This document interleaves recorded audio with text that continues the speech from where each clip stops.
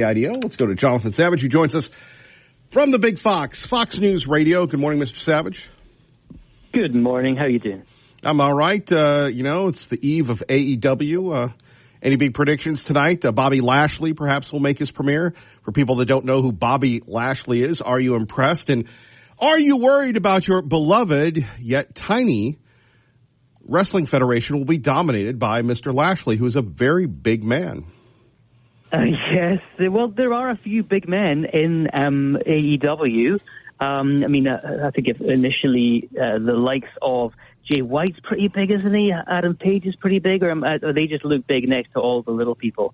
And poor old Killswitch is not doing very well at the moment. Best wishes to Killswitch. Send your get well cards to him. Bobby Lashley, I think, will make a very interesting addition to the AEW roster. They don't really have anyone like him. Well, they don't have any big people. Well, maybe you like the little skinny noodles flopping around all the time, but I mean, I'm a fan of a big man because I'm not a big man, so you got big man envy. But I digress. I'm not a big man either, but I guess we get different perspectives on it. Yes, Will Ospreay.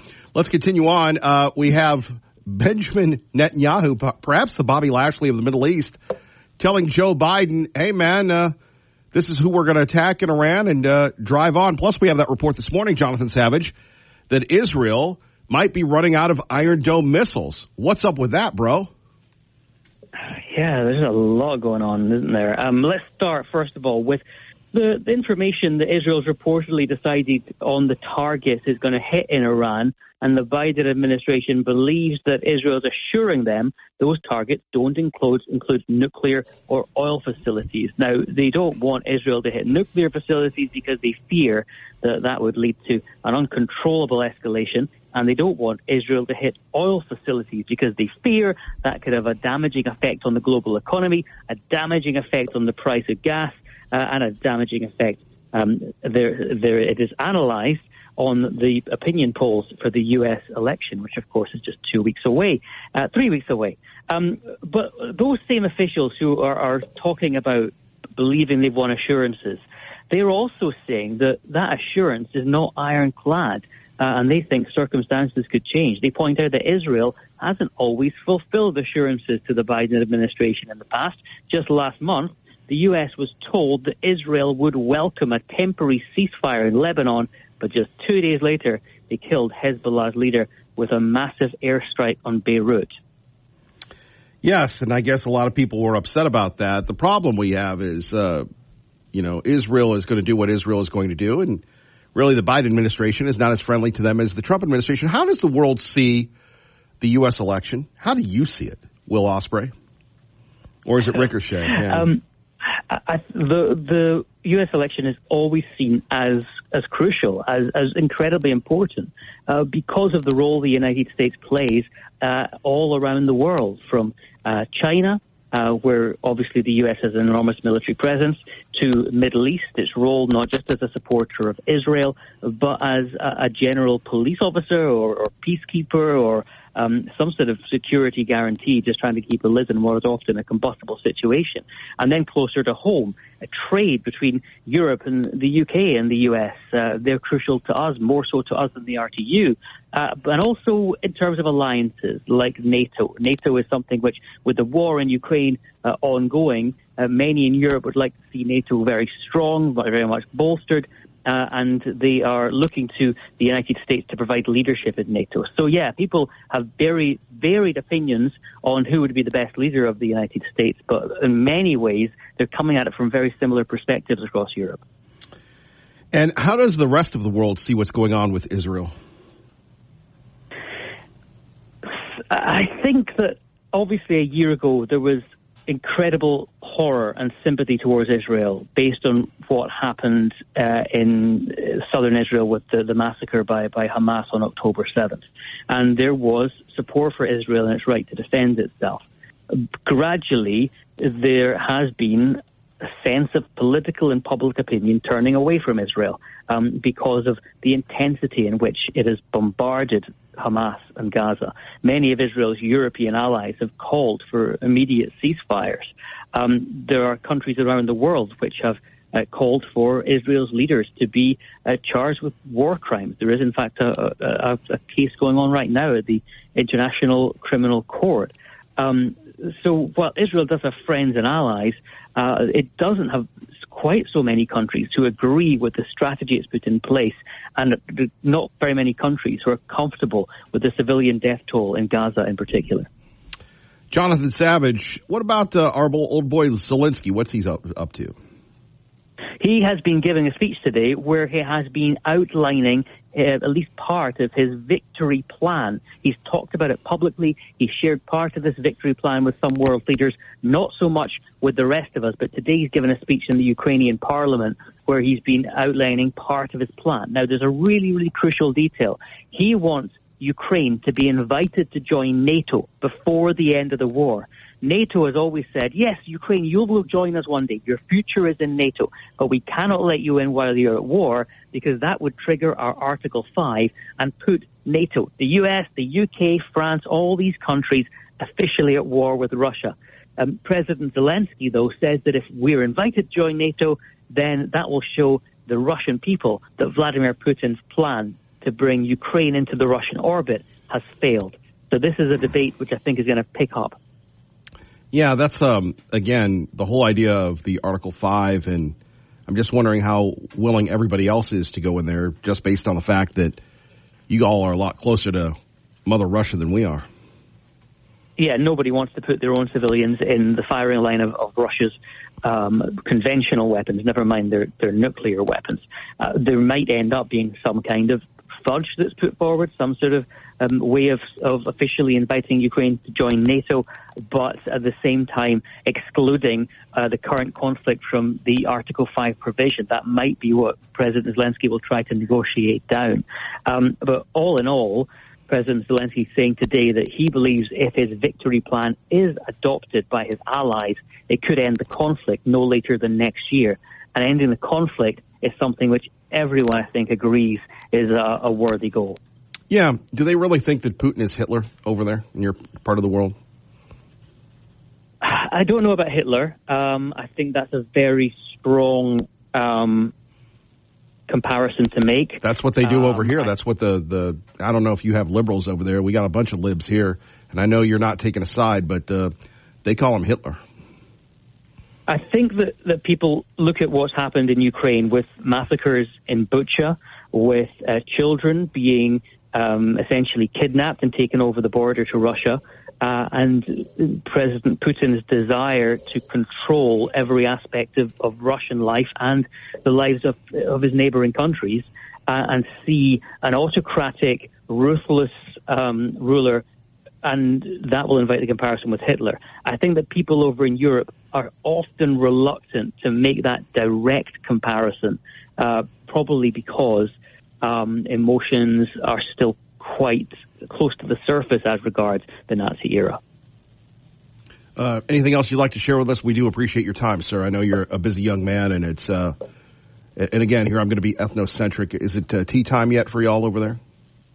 It's lunchtime. When I finish talking to you, I'm going to make myself a nice bagel with some ham, cheese, and coleslaw, I think.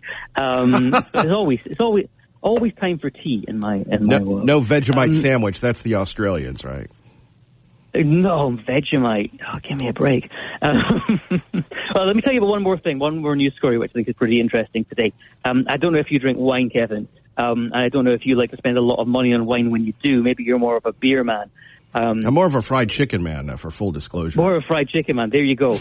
But wine, obviously, incredibly popular, and people will pay big money. And when they're paying big money, they want to get very prestigious wines. But a gang has been busted, a pan-European gang has been busted, printing labels representing famous French vineyards, gluing them and branding bottles of essentially what we in the UK call cheap plonk, just sort of common garden supermarket wine. And according to French prosecutors, the scam earned this group $2 million. They stood to earn a lot more if they continued. 6 people arrested in France and Italy. You ever watch the movie Sideways? It's an American movie. Paul Giamatti, it was his breakout thing about wine. I saw it. I did see it many years ago. It's not very fresh in my mind, but I did see it, and I did go once to Napa Valley, and I think partly inspired by that movie. Oh, who cannot relate to Paul Giamatti's character of Miles in it? And you just ached for the guy and his best friend who, was the playboy of it all. I mean, who would you be? Would you be the cool dude, or would you be Miles? I would never claim to be the cool dude in any scenario. Yeah. So I'm afraid I have to be Miles. Miles is you and me both, brother. Jonathan Savage, brothers in Miles. Appreciate you. Thank you very much for the extended segment, sir. I really appreciate your time. Hey, anytime. Good to talk to you. Take care. Thank you, Jonathan Savage. I think you forgot our name like halfway through it, but we love Jonathan Savage. Here we are, rolling 3 weeks before the big day. We have Kamala Harris. She's going to be interviewed by Brett Baer. We've got Charlemagne, the radio guy. Bless you, Bo. Bo is sneezing in the other room. Bo, with all due respect, you can't blame your cold on me. We are separated by contract, by employment contract. No one is allowed in this room with me. And if they are, they have to have a special guest pass. And then they are ushered in and ushered out. That was one of the stipulations that we have. And Bo, you're like me. You like the borders and the boundaries. So when you call in at 580-5436, please do not blame Kevin Miller for Bo's cold. Like I said, we are in separate rooms. And what do they call that? Separate but equal, right? Isn't there a Supreme Court about that decision about that? Probably. Anyway. Another bad analogy, Kevin Miller. Well, where do we go from here? Thank you for joining us. Kevin Miller in the morning, KIDO Talk Radio. Please continue our prayers for those folks in the Carolinas. Do want to thank our folks from West Valley Medical Center who came on yesterday. If you missed that interview, it was at the end of the program. You can go to our podcast section or wherever you get your podcasts. And if you're like me, there's so many podcasts to choose from. Willie's got a podcast. Billy's got a podcast. But if you would, if for some reason you can't get enough of good old K. Millie here, you can podcast us, which means it's audio on demand. I like to say radio on demand because we still are on the radio. We love the radio. We were honored by radio. We didn't win the big radio, but we were honored by radio by the National Association of Broadcasters, the only person in the state of Idaho to be honored so frequently for so many years. What do they say? That first runner-up, first loser. Anyway, regardless of that, we are privileged to be a part of you. So we want to highlight the good works of our community, those folks from West Valley Medical Center that went to, why don't they just call it a hospital? Anyway, from West Valley, 2 volunteers yesterday. They told us about going and feeding the people in Asheville, North Carolina. Our friend Jason, who is a lineman somewhere. Jason, if you're listening, hang in there. Don't let the snakes get you. We're not kidding. Snakes, alligators. It's crazy in Florida. Then you've got Chris, I believe his name was Chris or Craig, Cowboy Calvin's friend, who called in from Georgia or Florida. It's funny, by the grace of God, there go I. One of our famous sayings, also the Timothy verse about fighting the good fight, I've kept the faith. And I'm sitting there taking a look at all these things, and I have Mrs. Miller telling me that FEMA is not helping out businesses in Florida. So imagine if you're a local business person, and all of a sudden, you've lost everything, and there's no government coming to save you. Do want to thank our friends at Window World Boise. Special announcement about the program tomorrow and Friday. We'll be home because we're getting our new windows installed. Thanks to our friends at Window World Boise, windowworldboise.com. Check them out today, and a local company. We're very excited. We're going to take you through the entire process. Oh, great, Kevin Miller's getting windows. That's a news story. Look, when you're a homeowner, you care about your home, you get the very best. And we want to thank our friends Yo and everybody else at Window World Boise for a great job. We can't wait to tell you about our windows. And again, the older you get, people get excited about windows. My wife, she gets excited about, the trees in the backyard, and, the tree is bleeding. And I said, well, I've told you the tree is bleeding for 3 years now. Now all of a sudden that you discover the tree is bleeding, it's a big deal. Well, I'm going to go to such and such. No, don't go to such and such. We'll talk to the tree guy, our friend Pat from Middleton. Okay, coming up, your calls about the issues that matter to you. Kevin Miller, KIDO Talk Radio. Thank you all for joining us. Morning, Kevin. Top of the morning to you. Right back to you, laddie. How's the loss? What's that? How's the loss? Your wife? I guess she's okay. Well, good. You got to You got a nickname you got to call Jonathan Savage one of these days. What, the Savage? No, you got to call him Doc. Doc. There was a series of paperbacks that came out in the 1970s called Doc Savage. Oh, yeah, I remember it well. There's actually a comic book character based on that. That was a BBC series, Doc Savage. Yeah, he probably would remember that. I would imagine so. Well, I would imagine a lot of things. What can I do for you there, buddy? Bub? Well, you got a tree in your backyard that needs a nickname. Oh, no, it's the Bleeder. We already lost one tree, and nobody ever listens to me. So, we're going to... You got thousands of people listening to you. What are you talking about? Not at home. I got to talk to Pat from Middleton. He diagnosed my last tree. Hopefully I can save this one, but I guess there's a bunch of bugs in it. Well, then it's kind of done for if that's the case. Yeah, well, thanks, Paulie. So we've learned this morning that Putin isn't Hitler, and my tree is dying. What else can you? What other good news can we share with us? Well, he didn't say that Trump was Hitler. Yeah. But what he did say that I thought he said that Putin was more like Hitler than anybody else, and I agree with that. Well, he said it was strong, but he didn't really want to go with it. By the way, here you go. Let's get some reaction. Charlemagne, I don't want to call him his whole name because he's not a god. He's just a radio guy.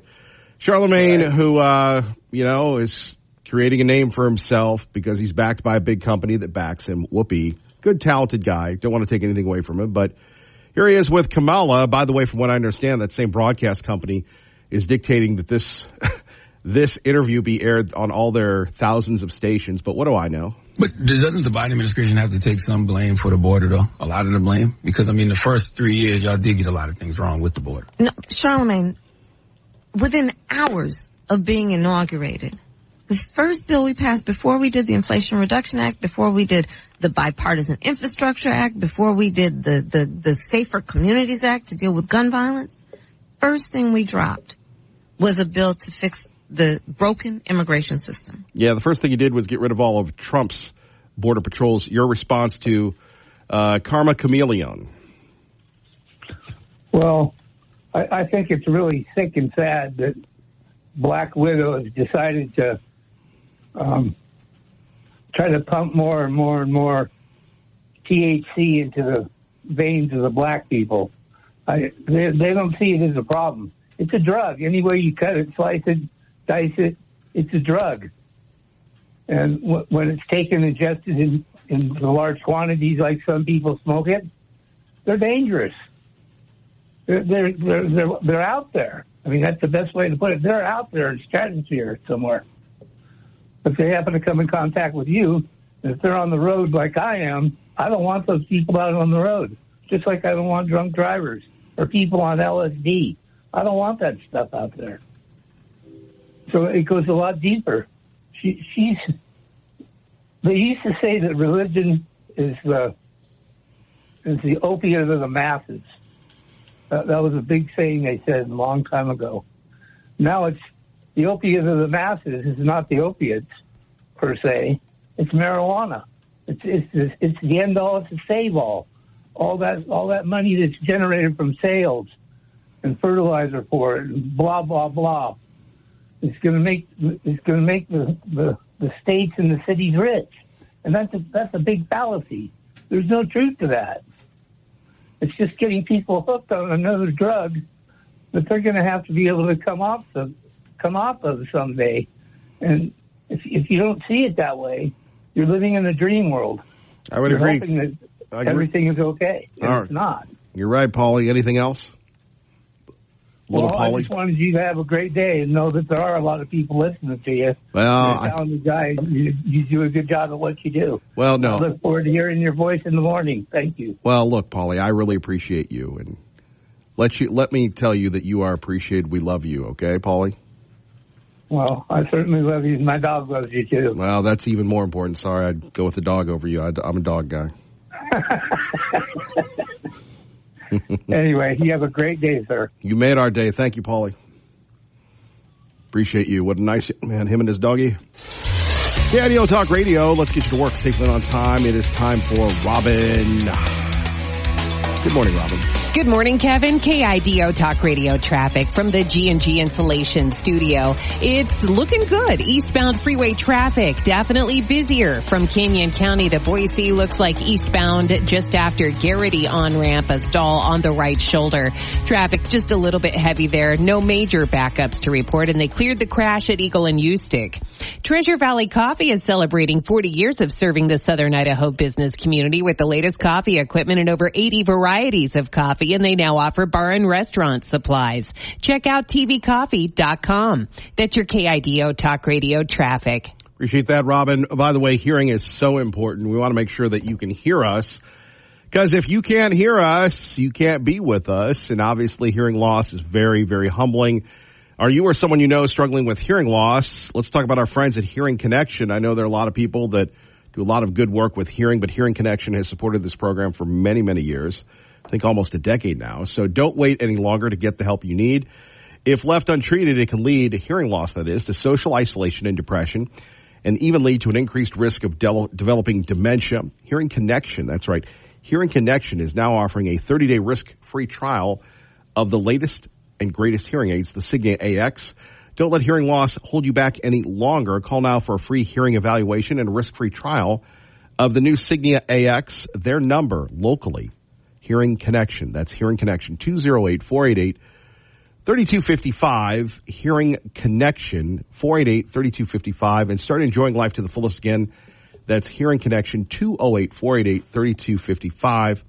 Phone numbers here, 580-5436, 580-KIDO. Brett Baer tonight, he says it's all coming down to this. What's the interview going to be like? Morning glory, America. Bonjour, hi, Ken. Sit down with Kamala Harris tomorrow night. Oh, my gosh. Hugh Hewitt, just get to Brett Baer, please. 5:30. It's a quick turnaround. So I started out by saying we plan to run it, uninterrupted, but I had to check with the business people to make sure that we didn't have any commercials in there and that we didn't have to cut it in half or something. But for everybody who's been asking, it is as live. In other words, we roll the tape, but it's running just as we do it. So from beginning to end, you'll see every second, and it will be unedited, and we will run it without commercial straight through the first half hour of my show. There we have it. Remember, that's Fox News, KIDO Talk Radio. We are proud to be associated with Fox News. Don't forget Beacon Plumbing. Stop freaking. Call Beacon today. Beacon Plumbing for all your plumbing needs. BeaconPlumbing.net. Kevin Miller on your home for Brett Baer, Fox News, KIDO Radio. Don't forget to say it one more time. KIDO. And I think we're going to start saying we're the official show of men. Is there anything wrong with that? Nobody likes to champion men these days. Coming up, a great editorial from Eric Eckerson, one of the premier talk show hosts in America, talking about Kamala Harris being a racist. Also, another developing local story. People want to blame Idaho Power for the start of the fire because, the power pole went down or something. Accidents happen. But, tell that to the people that are inhaling the smoke in Boise County. Tell that to the people that almost have lost their homes. Oh, my goodness. Whatever happened to the days, people say we don't want to go back, but wouldn't it be great if we went back to the Gilded Age pre-litigation where everybody wasn't an attorney? Cowboy Calvin, he's not an attorney. Thank you for having your friend call in. We really appreciated that. Welcome to KIDO Talk Radio, sir. Yes. Good morning, Americans. Good morning, Mr. Miller. That was Army Ranger Craig of the 101st Airborne, a man awarded for valor in combat. He goes on and I've been all over the world. The kind of guy that you want on your side if there's a fight. It's what they call those guys high speed, low drag, man. Whatever that means. Right. Yeah. There was I wanted the Americans to know exactly what's happening in Florida, what is reported and what Kamala is saying is happening, and FEMA is two different things. They're not helping a lot of people. In the flood, you people have a few days. They got to have food and water. If you come in and try to rescue them a week later, they're gone. They're alligator bait. Yeah. I would agree with you, bro. I would agree with you. But the good news is my flagpole that I put in for them down there years ago held up. That is great.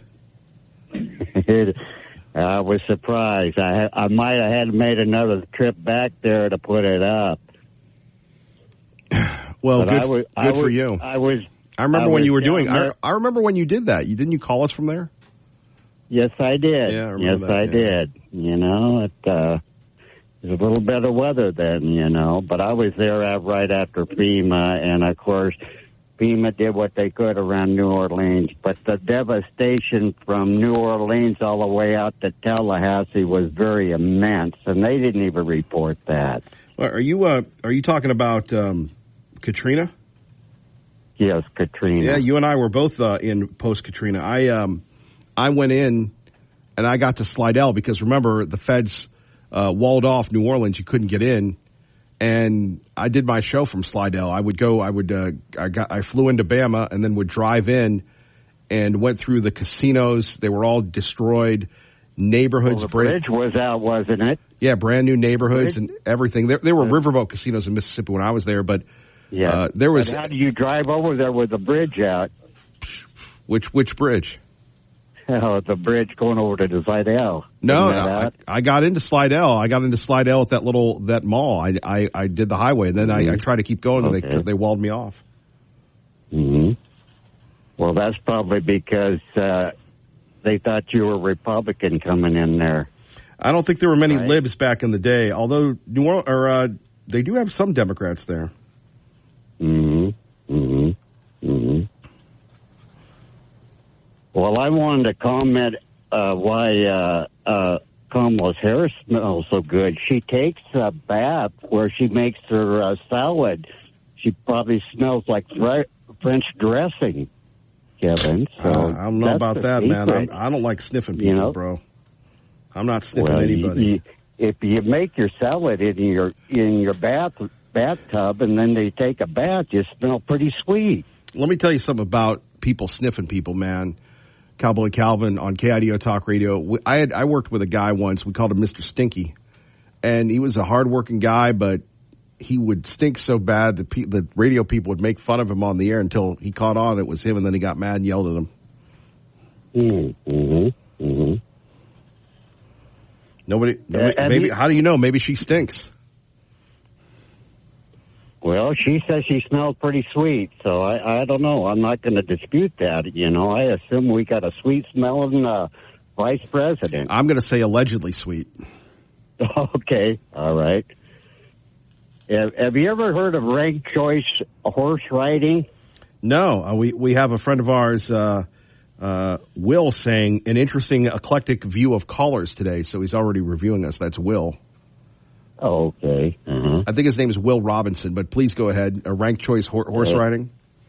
Oh, yeah. I've tried that years ago, Kevin. You get on a rank horse and get tossed off, back and forth. So because of that, I'm not really in favor of ranked choice voting. It left a bad taste in my mouth. Well, you could have ranked choice men or ranked choice women. Right, you could, but any more, Kevin? It's hard to tell what a man and a woman is. My man, Cowboy Calvin. Anything else, brother? Well, I just want to say thank you for being back, and we'll catch up with you later. Happy trails. All right, thank you, and to my friend Will listening right now. You did a lot of time in New York. I don't know if you ever hung out at the Millennium. No, not the one in Times Square, but the one at UN Plaza. We just did a review and commentary of the people of the United Nations. Those people are a trip. KIDO Talk Radio.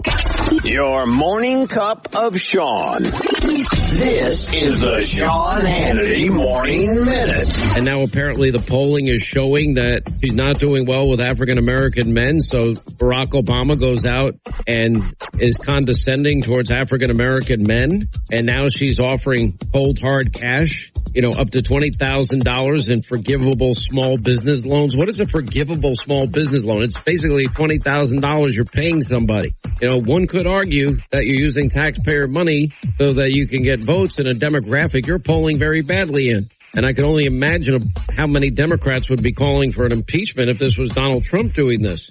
And she's vowing to help African Americans invest in cryptocurrency. What does that mean? He's never talked about cryptocurrency. The conservative underground meets later today on the Sean Hannity Show.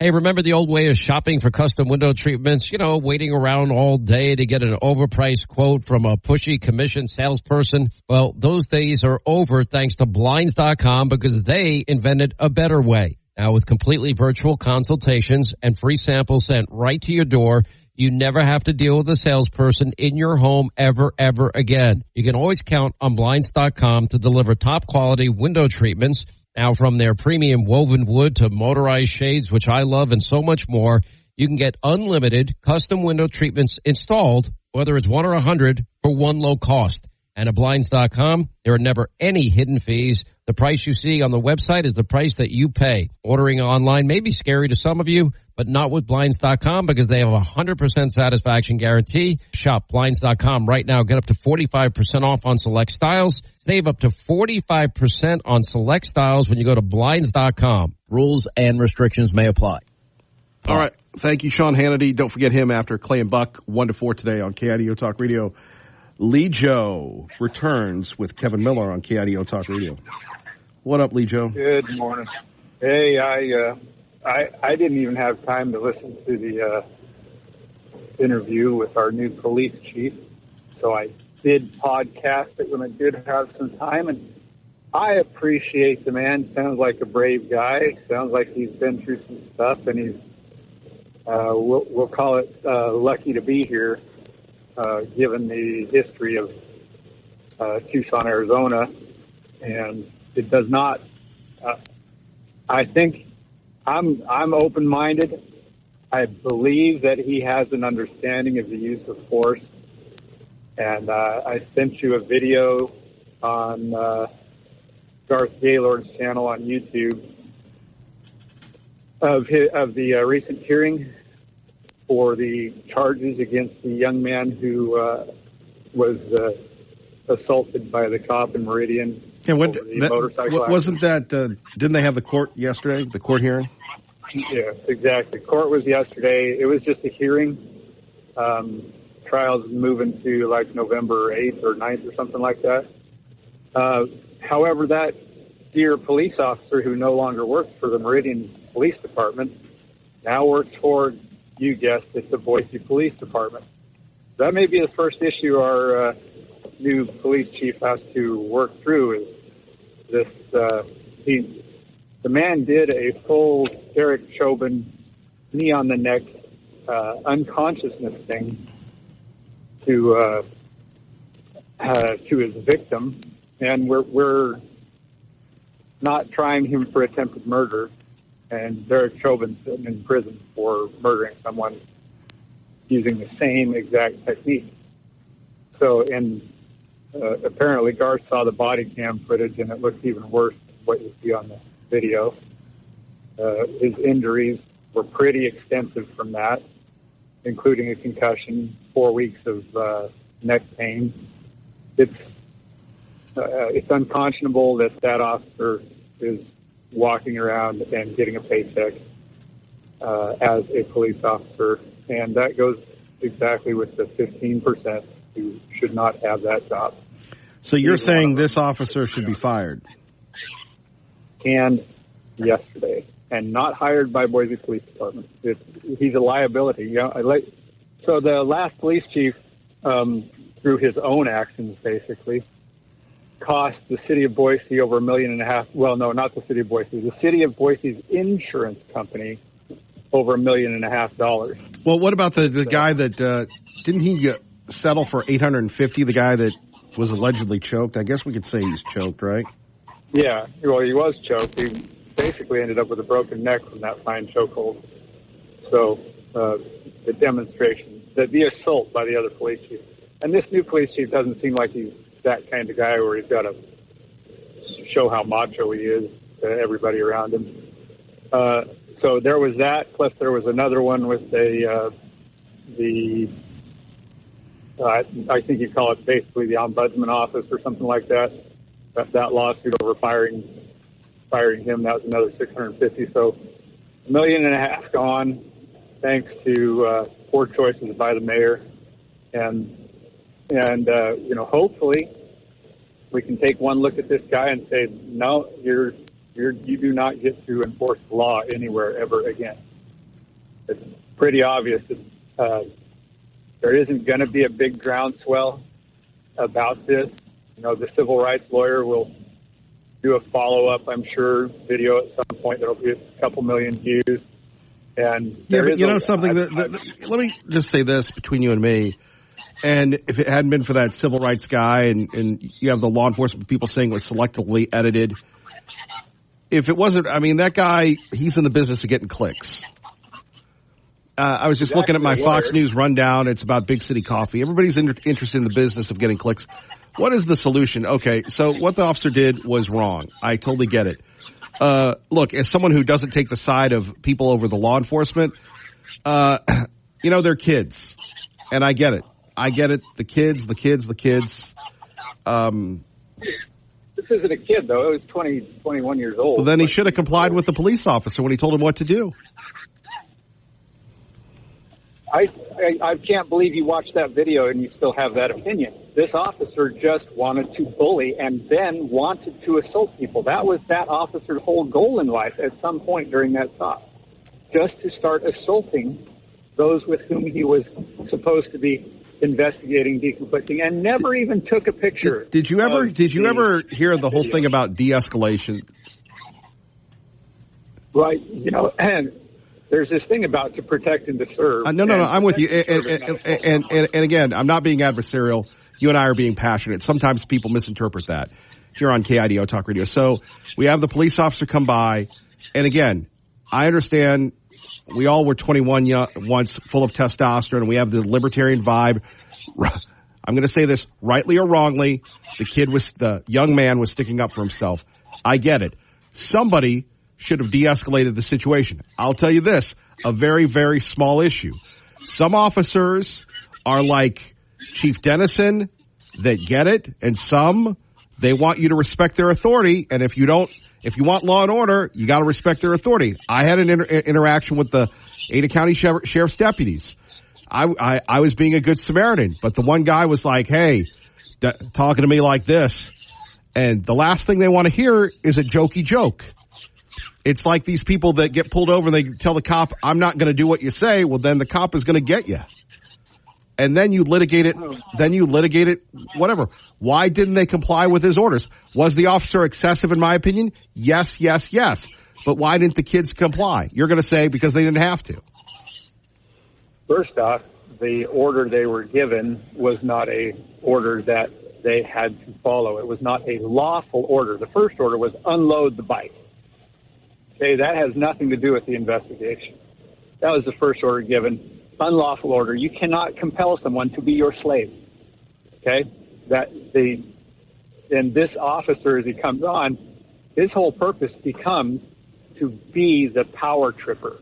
And it takes him literally just moments for that to happen. Why? Because he's getting video cameras. And none of them like it. It's like my interaction with our fine ISP over that fire the other day. They are on a power trip, and they're much, much worse if they think they might be held accountable for it. And it happens all the time. Look at the lawsuits on Sheriff Clifford's office now. We're losing money because cops can't hold their temper. And I get that they have to deal with bad people all day long, but not everybody's a bad people. They're losing. There's something wrong with the training, and Sheriff Clifford said that he'd retrain these officers. I really doubt he's done it. Most of these force incidents go uninvestigated, or they go investigated by the same agency or internally or the Meridian cops are going to now you're sounding like Mayor McLean. Lee Joe, I got to go. Very spirited debate. Kevin Miller, Mike Tracy coming up next. Stay with us. 436-580 KIDO. More of Kamala Harris going after Donald Trump on the Charlemagne show. Let's go to Talkback, Eddie.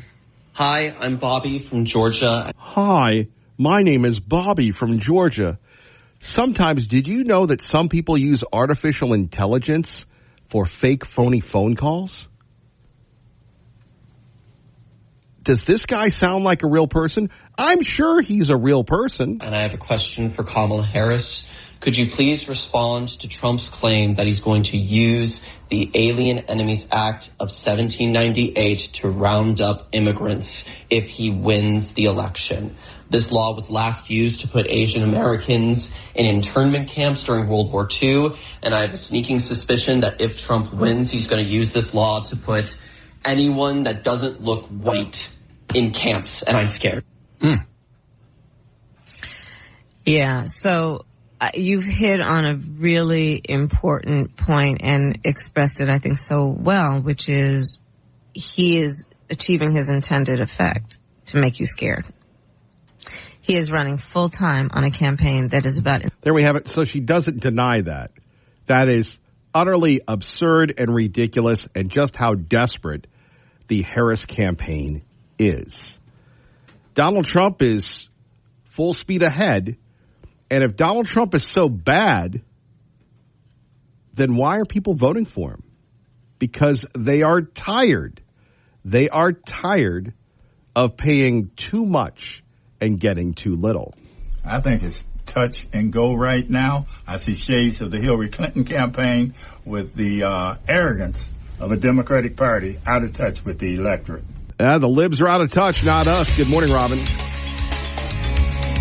Traffic from the G&G Insulation Studio. Busier out of Canyon County. Eastbound freeway traffic experiencing some slowdowns around Karcher Interchange. It's heavy through the Nampa area and Meridian, of course, and especially around those exits. Things slow down. Beat the cold weather and get a new high-efficiency heating and air system from Perfect Plumbing, Heating and Air. Article there about America's largest military museum just moments away from Boise. Do you know what it is? If not, check out those stories and more on our website. Joined now by the marvelous Mike Tracy, who joins us now to talk all things politics, life, and liberty. Mike, good morning. Good morning, Kevin. It's good to be with you. And I know the question on the museum, but I won't talk about it, so people will go and read that story for you. So good tease, and it's a wonderful place to go visit. It really is. Well, we appreciate that, Mike. And by the way, if people want to be heard, they want to get an issue out, if they want to talk about things political or social or really be heard by influential people, whether it's an ad campaign, whether it's a political campaign, whether it's a lobbying effort, you're the guy. How can they get a hold of you, brother? Well, it's pretty easy. Either send me a text or call 208-863-3940. That's the easiest way and always the best. 208-863-3940 for a text or a phone call. Both work just great. Mike, you've spent how many years in media and politics in Idaho? More than I'd care to reveal, but I will anyway. It's been 50 years, so I've been doing this a long time. I started in college, and it's been a lot of fun. I just kind of stumbled into this while I was in college, and that's one of the things that I really enjoyed about college. I was able to change my majors and get into this kind of work because I loved it, and I started paying money for something I was enjoying doing. And the old saying about you won't work a day if you find something you love to work at, and that's what happened to me while I was in college. I was an engineering major, shifted over to communication, and just had a lot of fun doing it. And they started paying me money, and it's been fun ever since.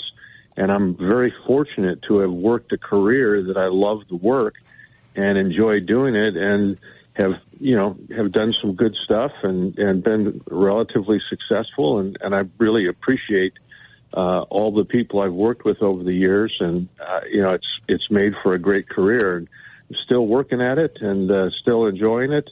And I'm very fortunate, Kevin. I've had a great career, and I've had a chance to work with you for the last 15, and I've appreciated working with you. I mean, you've become a real fixture in the Idaho media base, and something your show has become really a rock solid, I guess conservative think tank here in the marketplace, and people really appreciate that, having that ability to talk to you on a day-to-day basis. And I know this is not a promote Kevin day, but I'm just saying you have done a great job with that show there, and it's become a pillar here in the Treasure Valley.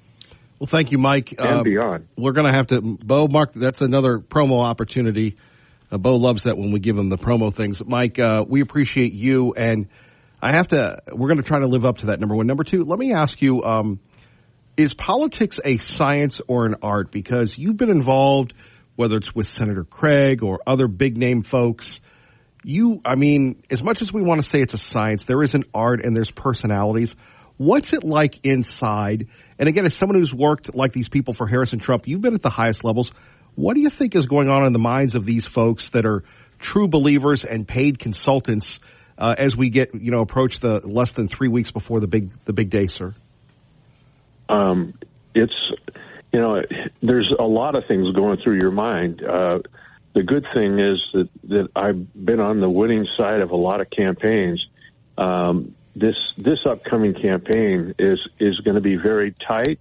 At least it looks that way. It could end up being a landslide for Trump. I don't know that that's the case, but what's going through people's minds is, how did we get here? I mean, this is really a bizarre lineup, and Kamala Harris didn't have to go through any kind of election process. She was just deemed the person who was going to be the candidate, and she hasn't been held to account for a lot of things. Tonight, she's got to be on with Brett Baer, and that's going to be a big deal because she's not going to be prepared for Brett versus other interviews she's done. And Brett Baer's probably going, boy, I've been bugging them to get an interview. Now I've got one. Now what do I do? And, it's the people on both sides of this process are throwing their hands up going, this is strange. It's bizarre. And, to prepare for anything like this is a real challenge because it's so skewed in one way. It has been skewed with mainstream media for Kamala Harris, and Donald Trump has still broken through all of that with the power of his personality, and it's hard to describe him. I mean, he's a once in a generation candidate, and it's really hard to describe him and hard to describe how he's going to affect the election. And it's hard to figure out whether or not Kamala is going to have the kind of support that they're showing in the polling, whether that's real, whether it's manufactured. It's very difficult to tell. Mike, how do you handle candidates? Because, again, you're all they've got in the end. So, the good and the bad, I'm sure there's a lot of passionate debate and discussion. And when you see, Harris yesterday with the sound clip of her talking about smelling, and when things go bad, they have to rely on people like you. So what's that like on the inside, sir? Well, first of all, I would not want to try to go in and be the cleanup crew for Kamala's mistakes. That is, the old saying, clean up on aisle 4 is really true in her case. You got to go in and clean up mess after mess with her. And it was kind of like with Joe Biden, on the Democrat side, and the media helped with that. Whereas with Donald Trump, you just don't have to go down that path. Trump, you can work with him and work to prepare him and lay everything out in front of him, but in the end, he's going to handle it the way he wants to handle it, and he's not going to be put off by his staff, criticizing him or saying, "Hey, you should do this." he's going to say, okay, thank you all for your advice. Now I'm going to handle it my way, like he did yesterday with the Chicago Economic Club. And he went in and he spent over an hour talking economics to what seemed to be a fairly high-level interviewer, and told the guy that he was wrong on his economic strategy when it comes to tariffs. And Trump got it in the guy's face and said, "You're wrong. You spent your entire career saying tariffs are a bad thing, and I'm telling you this is why they're good, and you can't handle it." You just can't get candidates like that are willing and able to confront the interviewer the way that he can. So that you've got two very different candidates in terms of how they can handle the media. Trump can handle any situation he's in. Kamala she's not prepared for tonight. She'll probably get through it okay, but I think it's going to be tough, and they've limited it to 30 minutes. And, I think she's going to be stressed for 30 minutes because for her, that's going to be a long time. And maybe it's not, but it's going to be interesting television. It's pretty much going to be some must-see TV. Mike Tracy joining us here, All Things Political with Kevin Miller on KIDO Talk Radio. So, Mike, how do you prepare the principal for that? You prepared Senator Craig and others for debates. You've been in the arena. You've talked to people. You've been a journalist. So what's that like when you're going, okay, Kamala, okay, Mr. Trump, this is what they're going to ask? Do you think they went over like mock interviews and mock questions for this? I think they do. With Trump, I would just say, here's what we believe are going to be the issues that they're going to cover. And here's, if it's a debate, we've already seen probably what's going to be the last debate when Harris and Trump debated each other. But bottom line is that Kamala, she needs all the debate prep she can get, whereas Trump doesn't need it. And to prepare him, it's more about how the structure of a debate's going to go and that kind of thing. He knows the issues inside and out because he's lived the issues for the last 40, 50 years running businesses and being president of the United States. He's got a record. You don't have to guess where Donald Trump is on the issues. And I would still go through the process of asking him questions and doing a mock debate and with a Q&A session and, the back and forth between the candidates. With Kamala, she needs to have a much more intense prep situation for anything that she's doing, whether it's a debate, whether it's a one-on-one like she's going to do tonight with Bret Baier. It's really going to be a crapshoot for that particular program tonight. Trump, on the other hand, he's comfortable getting up in front of an audience for 60, 70, 80 minutes and talking about the issues, talking about what's important to the people of America. And, you give that much time to Kamala, and she has a hard time filling that much time without sounding like she's just repeating herself. So, preparing, there are going to be two different ways to prepare them. One, you can do the mock training and all of that with Trump. He doesn't really need it because he's not going to necessarily follow your advice. And then there's Kamala who, no matter how much training you give her, she's going to have a hard time following that script. And that's the tough thing with her. So, I don't know how you get around her lack of capacity to absorb all of this. And she's just not the sharpest candidate I've ever seen. J.D. Vance, the vice presidential candidate, is way smarter than she is. And she's just had a hard time doing anything but giving these answers that just sound like a big word salad. And everybody talks about that all the time. But when you're preparing somebody for any kind of on-camera interview or debate, it's hard to prep them because she just doesn't know what she's doing. So I just, at the end of the day, you prepare them the best you can and throw your hands up and hope it goes well. Yeah, our great friend Mike Tracy talking about the Harris interview tonight. Mike, let's move on. Who wins the House? Who wins the Senate? Well, I think both are going to be in the Republican hands by the end of the night.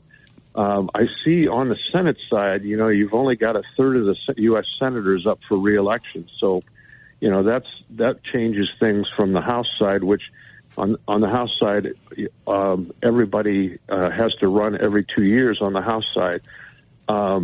So if you look at the Senate side, the West Virginia seat is going to flip over to Republican for sure. The polling there is just devastating for the Democrat. I think the Democrat is down by 20, 25, 30 points. And so that's going to flip to Republican. And then the other one that is highly likely to turn Republican is in Montana with Tester. And he's got a really great candidate running against him. And the last polling I saw yesterday was about 7 points. And that's a big deal because Tester's never been underwater like this before. And you gain those two seats and you flip over from 51-49 Democrat to 51-49 Republican. And there's been some other seats that have been talked about like Texas. But, I just look at Ted Cruz, and he's got a challenger this time. But they were saying the same thing 6 years ago when he was running against Beto O'Rourke, and there was a lot of noise about Beto O'Rourke. But Ted Cruz ended up beating him pretty handily by 6 or 7 points, if I remember correctly. And this guy is making the same kind of noise, but he's behind by 6 or 7, 8 points, depending on what poll you look at. So I think the Senate side is going to roll over to the Republican Party, which is going to be great. The Republicans in the House have got their work cut out for them. I think Mike Johnson, the Speaker, has done a good job working the United States and traveling all over for the candidates. And especially there's 35 to 40 candidates that are swing districts, and those are the ones they're keen on. And if we continue to get the majority of those swing congressional districts, I think the Republicans have a really good shot of holding the House and picking up the Senate and having both houses for the last several years in the hands of the Republican Party. It might be wishful thinking, but I don't think it is. I think it's a real reality, especially with Trump at the top of the ticket. And I think he's going to win. That's just my opinion. I don't see anything. I haven't seen anything to make me feel any different about it. But the House and the Senate, I believe, are going to roll over to the Republican Party.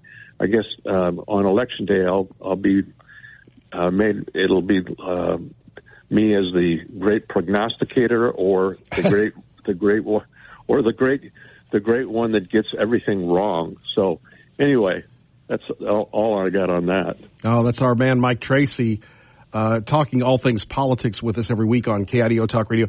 So, do you think this war? Obviously, this devastating, horrific war is going to have an impact, pro or con, for Trump or Harris, sir? Well, the Israel war? It might. Yeah. I think it might, Kevin. Normally, foreign policy is not real high on the agenda when it comes to national elections like this. But with the Jewish community they're pretty riled at what the Harris and Biden camp have done when it comes to Israel. They and I think it's the Jewish vote in the United States is going to shift more Republican this time, maybe than they ever have, because the Jewish community has always voted Democrat pretty rock solid. But they're not happy. The Jewish community is not happy with what's going on. And, in addition to that, Trump showed a lot of support for Israel and the Jewish community when he got the Abraham Accords passed and became a a great trading partner for the region and set up things between the Arab states and the Israeli state. And his son-in-law is Jewish, and he went in and helped create and shape those Abraham Accords, and he did a great job with that. And on top of that, the Jewish community was thrilled when they were able to open an office, where the United States was able to open an office up in Jerusalem, and those things are really a big deal for the Jewish community. So I think, while it might not matter in Idaho, nationally, I think it's going to have an impact, and that's where I think the impact is going to be. Not so much in Idaho, but on a national level, I think it's going to make a difference. Finally, Mike Tracy, let's get to Idaho. If you're the great prognosticator, still got a few weeks to go. You can, go for, against ranked choice voting. What's going to happen, brother? Boy, I think the operative word there is rank, and not in the ranking of things, but just a rank concept. And to me, it's going to be. I'm hopeful that Idaho votes against it, but it's a hard one to call, because on issues like that, you can try to measure those things, but people don't know enough about it. And I think that's just in the toss-up column right now. It's always easier to predict most of the other races, but that's one that's going to be very difficult. The lot of media time has been purchased to support that initiative, coming from you, and you've mentioned this many times, Kevin, from out-of-state sources. And people don't like being told by people out of state what they should do and how they should vote. And that's what this is really coming down to, is people in Idaho saying this is what we want, and people outside of Idaho saying this is what we think you should do because we're smarter than you. People don't like that. And from where I'm sitting, I don't see it winning. If people vote the way that they should, based on the facts of ranked choice voting, I'm hopeful that they vote against it. For me, that one's too close to call. Wow, Mike Tracy. Maybe we'll get it before Election Day. Finally, one more, Mike Tracy. Is it too soon to talk about? And I know we're a lot of wonks here about the governor's race. Have you heard anybody dipping their toe into the water, sir? I have not. And, I get comments and input from a lot of different people. I haven't heard anything at this point. I'm sure that there's talk out there already, and there's some planning going at the very highest levels at this point. But I haven't heard of anything that would suggest anyone in particular. It's easy to try to guess what somebody might do, but it's just too soon to call that. I think we can say the usual suspects will be in there, like your pal pro-life. I think he's a perennial runner. He should be in good shape because he runs a lot. Yeah. So yeah. Anyway, that's kind of my thoughts.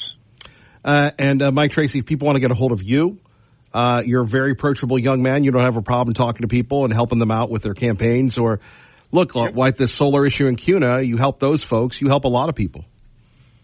Yeah, if they want to get a hold of me, they can just call 208-863-3940, and they can call me or send me a text at that number, 208-863-3940. And I thank you for the time this morning, Kevin. It's been great. It's always great talking to you. No, we love you, Mike Tracy, and your website, because that's how I remember things. Mike at TracyConsult.com. TracyConsult.com. Thank you, Mike. Thank you, Kevin. Appreciate you. Thank you, our great friend Mike Tracy. We'll get your reaction next. Kevin Miller, KIDO Talk Radio. Our number is 580-5436, 580-KIDO. Bagging on Idaho Power because something blew up and it caused a big fire, and obviously nothing to joke about during fire season. By the way, it's supposed to rain today. For all you people that don't like the rain, for everyone that is not like myself, Bo, and Sweet William. For all you rain haters, you should be thankful that there are people like myself, Bo, and Sweet William that love the rain. Yes, I know driving today is going to be a pain in the rain because you have a lot of people that have a lot of aggressions, a lot of aggressive behavior, that drive like idiots, that don't listen to our great program, that are ill-informed and illiterate and uneducated. No, I'm not saying you. I'm saying the people that don't listen to this program or don't listen to this radio station, because they're going to be weaving in and out of traffic, speeding up to the stoplight, running red lights, and thanks to them, we're getting red light cameras. Thank you very much, Mayor McLean. Joe Biden. It makes me sometimes want to listen to this. 369, the goose drank wine, the monkey chewed tobacco on the streetcar line. The line broke, the monkey got choked. Kevin Miller and all his crazy buddies went to heaven. Somewhere somebody's listening to this across the country on the podcast going, how does that program work? It really doesn't. Anyway, my point being that all of you that love the sun, all of you that are depressed that the days are getting shorter, well, if we had endless days, we'd have endless fires. So quite frankly, you should be joining us in not the Joy Luck Club, the Rain Luck Club, because I hope the rain comes in and washes all the fires away. So if you live in Banks, which I had the pleasure of going to yesterday, going outside my little bubble cocoon, it's smoky there. Horseshoe Bend, smoky. And all of you that love the sun, it's time for you to come over to our side, the rain side. As Milli Vanilli said, Bo, look that up. You don't know who they are. Blame it on the rain.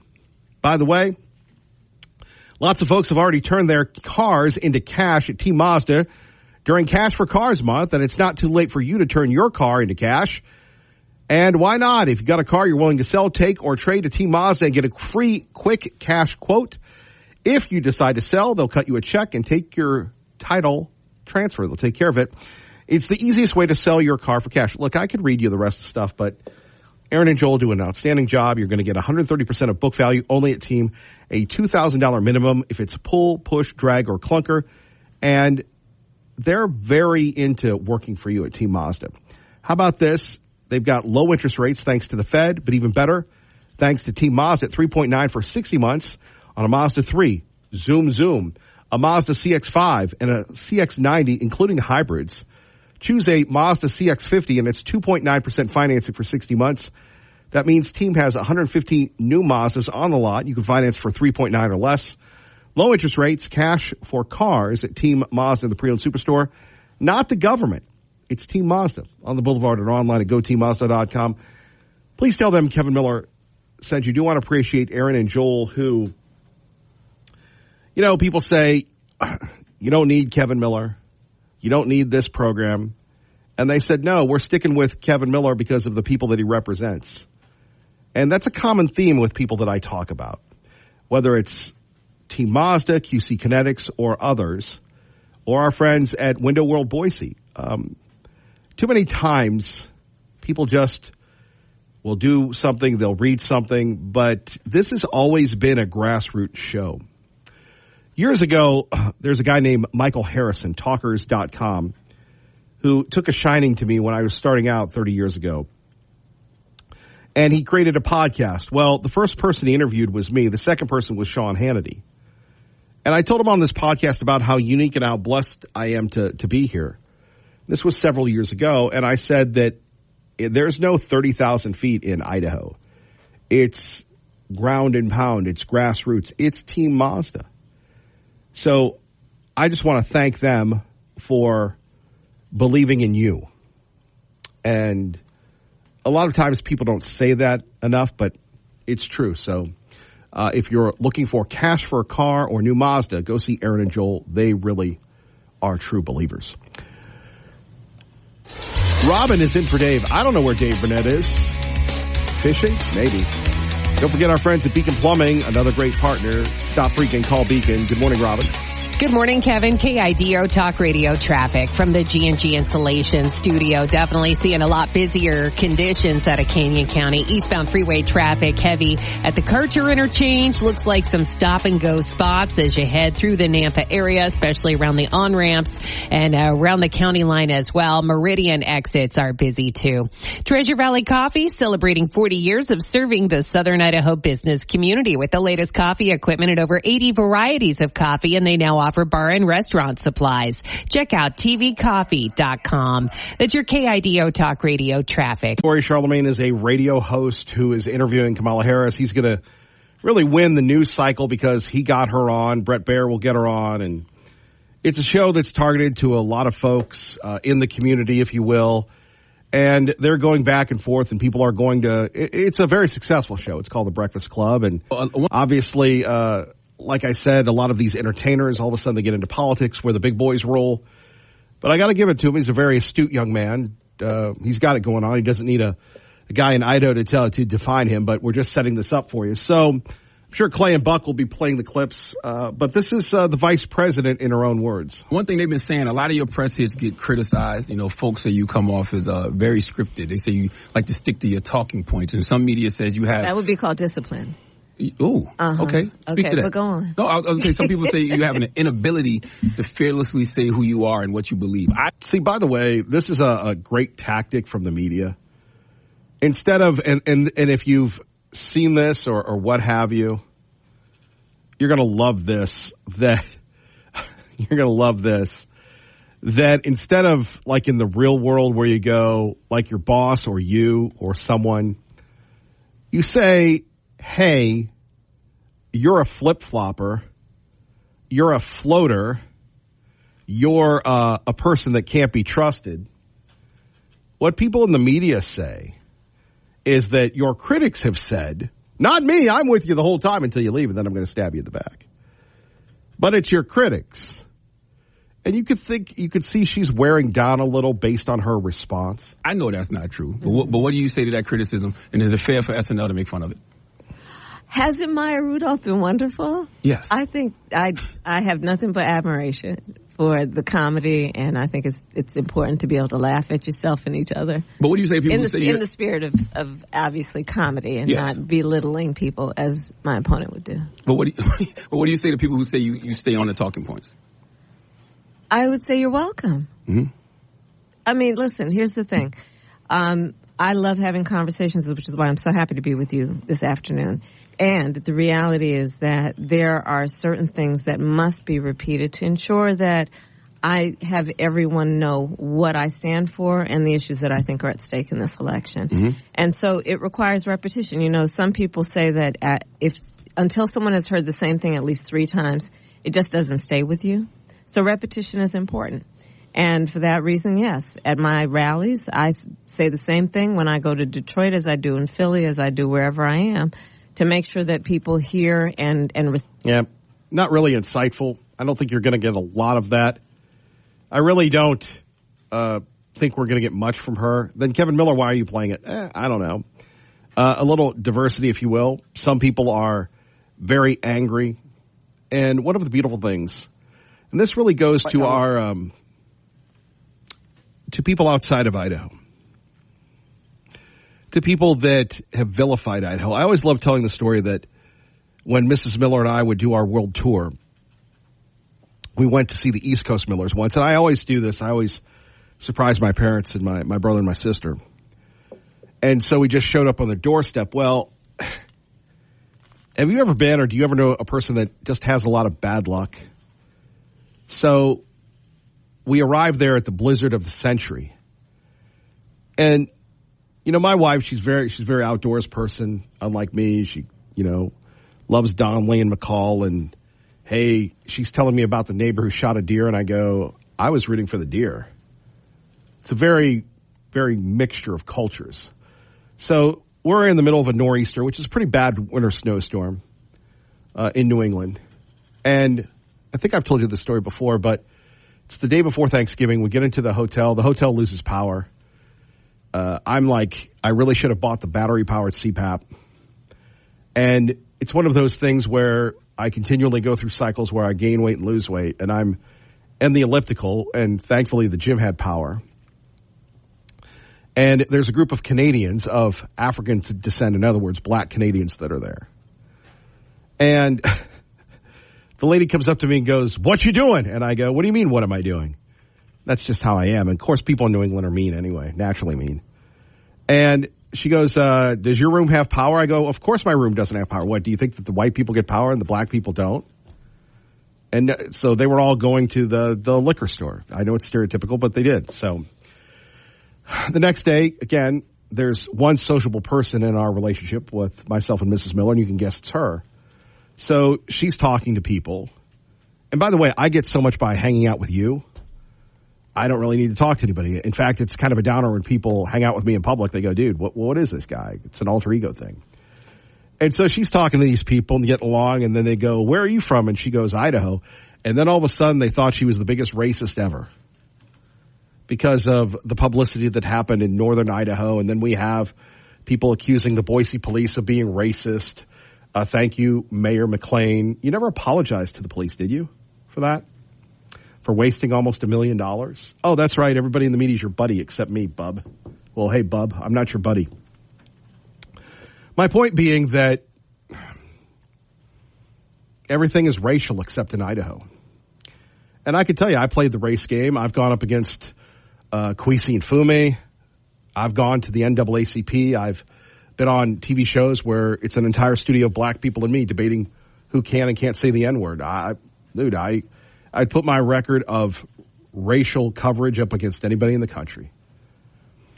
My point being that it's unfortunate that because the media, and again, we're immune to that here in Idaho, thankfully, because we are like as America should be. We love one another. Is there racism? Yes. Is it as much as the media portrays it? No. And one of the best compliments that I ever received about this program, and when I get a compliment, you get a compliment, it's from a friend of mine. His name is Andre. And Andre lived in a place called New Hampshire, which was very much like Idaho before the liberals took over New Hampshire. He was one of the only black families in the community. And Andre and Phil and myself, we were best friends. And I would go over to his house, and his mom would talk to me, and I reconnected with him because Andre and his brother Maurice actually live in Portland, which is odd that they would end up there and I would end up here. And he said that his mom still listens to this show today because of the vibe that we have here, and we try to earn that. And I often say the unwritten book on American culture is the beauty of being people who have that vibe of unconditional love. And Barack Obama was supposed to be the uniter of that. He wasn't. And it all breaks down on CNN when you have people calling each other house such and suches. And people are mad because you have a lot of minority folks that are saying we're not voting for Harris because she's not legit. So we're going to eavesdrop here for a moment. Then we're going to take your calls at 580-5436, 580-KIDO. About and that they are being, for lack of a better word, screwed. Taken advantage of. They're being taken advantage of. They're paying higher pricing. They're working class, the ones that he's talking about, working class, lower middle class. They're paying more for food. They're paying more for gas, and they're being taken advantage of. But and Shelley, over the course of 30 years, they voted. He also said that they had to have their head examined. That is not something that is a compliment. Obama just told me the same thing. I've got black women telling me I'm not really a. He inferred them. He implied them. He certainly did. He even threatened us with, "You're lucky Michelle's not here." I mean, come on. Let's not make things up. Let's be honest here, and let's really be clear what's being said. If you're an African-American man, look, let me boil this election down in the African-American community to a very simple a reference to great Malcolm X. This race is between House African-Americans and field African-Americans. And the field African-Americans are going for Donald Trump. I'm talking about your men who build, your men who put things together. You're men who work with their hands. You're men who do things, not the men who push paper or the men who are connected to power and want to continue to be connected to power. Are you denigrating African American men who are professionals who work in white collar jobs? Is that what I'm hearing from you, or no? I'm just trying to understand, is Shelley the house one or the field woman? I'm just trying to understand that part. I'm just trying to understand. We have someone who's spitting. I'm just trying to understand the one that's spitting talking points right now. Are you the house Negro or the field Negro that you're referring to? So I just want to make sure. Your question was about denigrating black people. That literally was your question. You have a Republican fool who was talking right now about. You literally just said that black men. You actually just said this is an election about house or field. This is the nonsense that we are listening to right now by those that are supporting Donald Trump. Not what I said, that is actually what you just. There's only clearly you must be in your own talk. I'm not sure what kind of radio show you have that you can't listen to your own thing. So you actually just said. For Trump. Again, do you understand? You sound I do understand, sir. And silly. And so let's actually talk about the substance of your question. The substance of the question was around denigrating. What I said is very clear.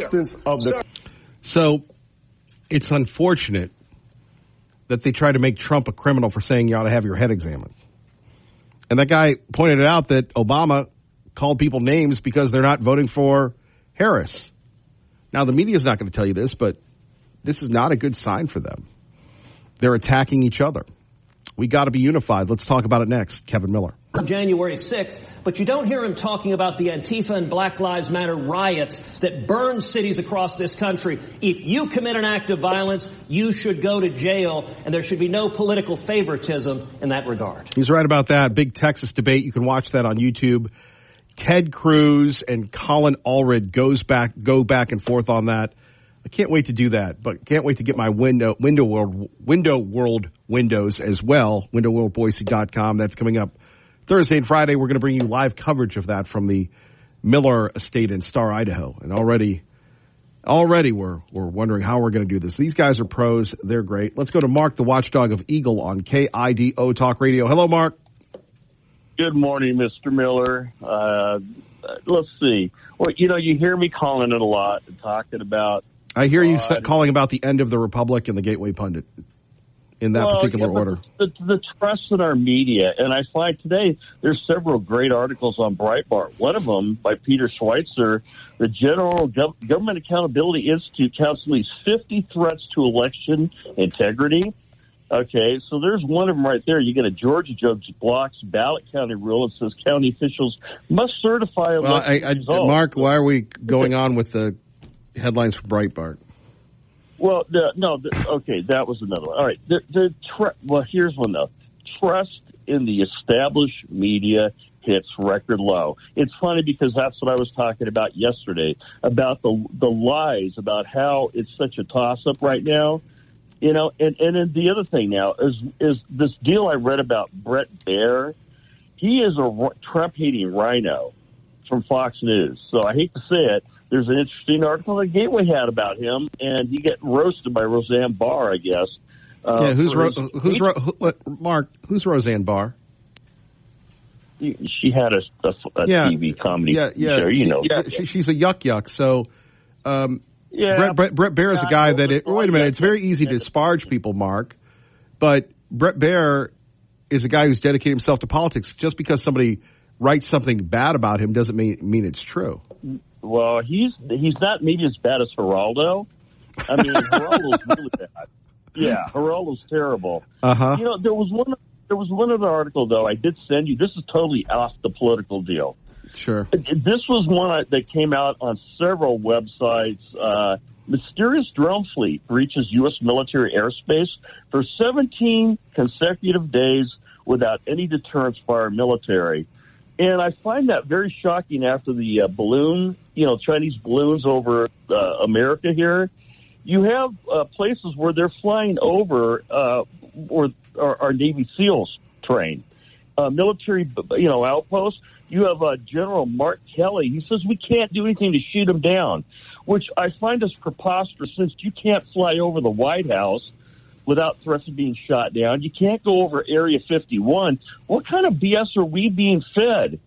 You have, I mean, these drones have been heard about or talked about in Colorado. Repeat witnesses, I think it was earlier this year, and said they were flying over out in open areas.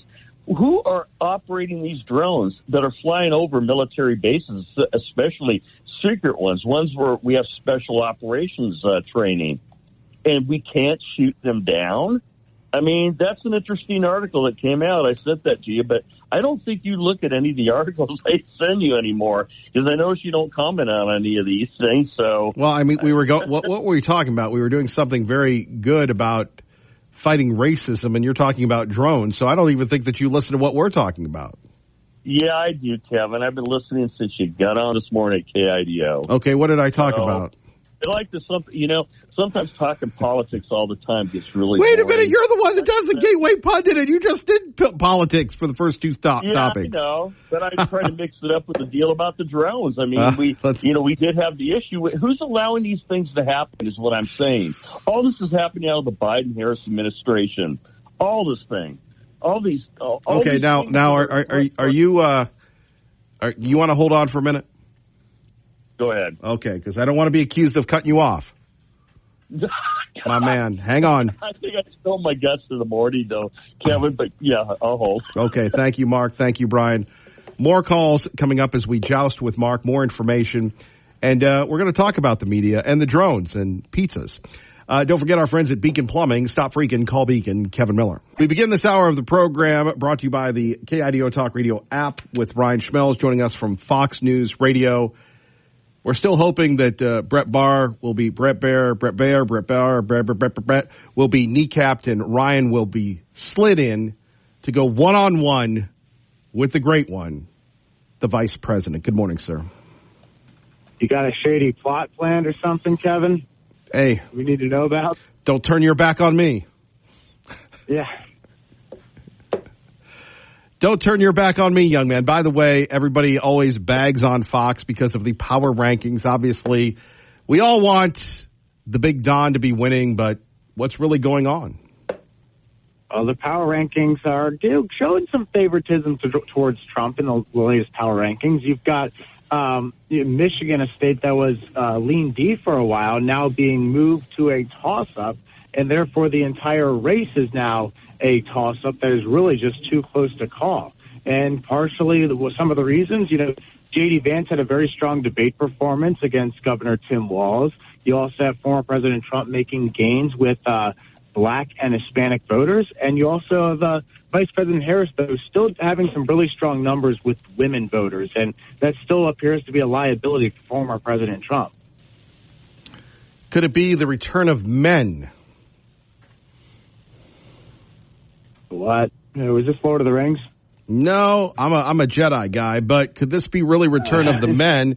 We've always talking about how great the women are, but maybe it's down with the dudes. The dudes with the tudes are coming back, and it could be an election where men overperform, helping Donald Trump. It could be. I mean, if these black male numbers maintain, that could be a big swinger here. This is a voting bloc that normally has been very much pro-Democrat, but, former President Trump has been doing very well when it comes to black men. So I think it's a wait-and-see approach here with this one. Ryan Schmelz, when we take a look at the campaigns, big interview tonight, has Brett been hitting the heavy bag? I guess is it at an undisclosed location, or is it in your office? I'm not quite sure where it's going to be at, but I know that it's about it's in between the hours of 5 and 6, and then it'll air during special report. Are you going to be allowed to be there? I don't know. We'll see. don't want to bury the lead here. I'm with you. Obviously, we'll see how that plays out. Anything else you'd like to share with us today? I think we should also point out the Senate, Kevin, where you have probably one of the few. We only have one toss-up race right now. That's Ohio. The other one, Nevada, which was previously a toss-up, we moved it to lean D. Republicans are really struggling with fundraising right now. And also, the candidate quality is certainly a factor in this one again, but maybe not to the extent it was last time. But at the same time, just these fundraising numbers have been a huge issue for Republicans on the campaign trail, especially when it comes to congressional elections. And the Senate's no different. And that's why you're seeing Republicans really struggle out there. Ryan Schmelz joining us from Fox News Radio. Ryan, we appreciate it. Thank you.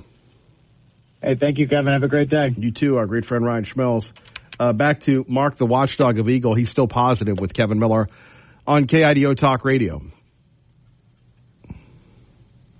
Mark? Hello? Mark? Yes, I'm here, Kevin. I'm sorry. I had it on mute. Now, I just heard him say Republicans struggling. Okay, this is the kind of contradictory stuff I'm talking about. I could look at different websites. You can say, well, Mark, those are the websites you like to look at. Well, yeah, I refuse to look at the mainstream fake news media outlets out there. I'm going to leave you with this, Kevin. I know you don't like it sometimes when I bring up stuff I see on articles and things, but, Breitbart also did have two other articles, one about Kamala Harris saying this and one on good old Bill Clinton. They both, and today on their articles on Breitbart, had both said in two separate articles that they don't know and that they could trust the election to be fair. The integrity, they don't trust it to be fair. Okay, so they're on there, and then I'll leave this for you to think about. Department of Defense Directive 5240.01, DOD intelligence and intelligence-related activities and defense intelligence component assistance to law enforcement agencies and other civil authorities. Well, apparently less than a month here before the elections, the Department of Defense has authorized U.S. military defense intelligence components to use lethal force against American citizens if requested by state or local law enforcement in an emergency situation. What are they trying to tell us? Are they, we've already heard how many times now about we could be in a constitutional crisis this year heading into this election. That Black Swan event that Catherine Herridge from ex-CBS and Fox News had said. So I'm going to leave you with that.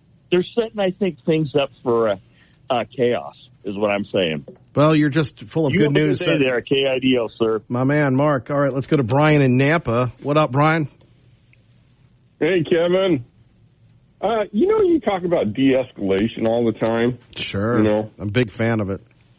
Well, don't know if I practice it, but I'm a big fan of it. Yeah, I'm not perfect at it, brother. Don't worry about it. One of the things they teach you is to control your emotions or to ignore them. Yeah. An example of that is, I live pretty close to Karcher, and there's lots of cars going by, so your emotions and your thoughts are like cars that drive by. Are you currently driving any of those cars, Kevin? What cars?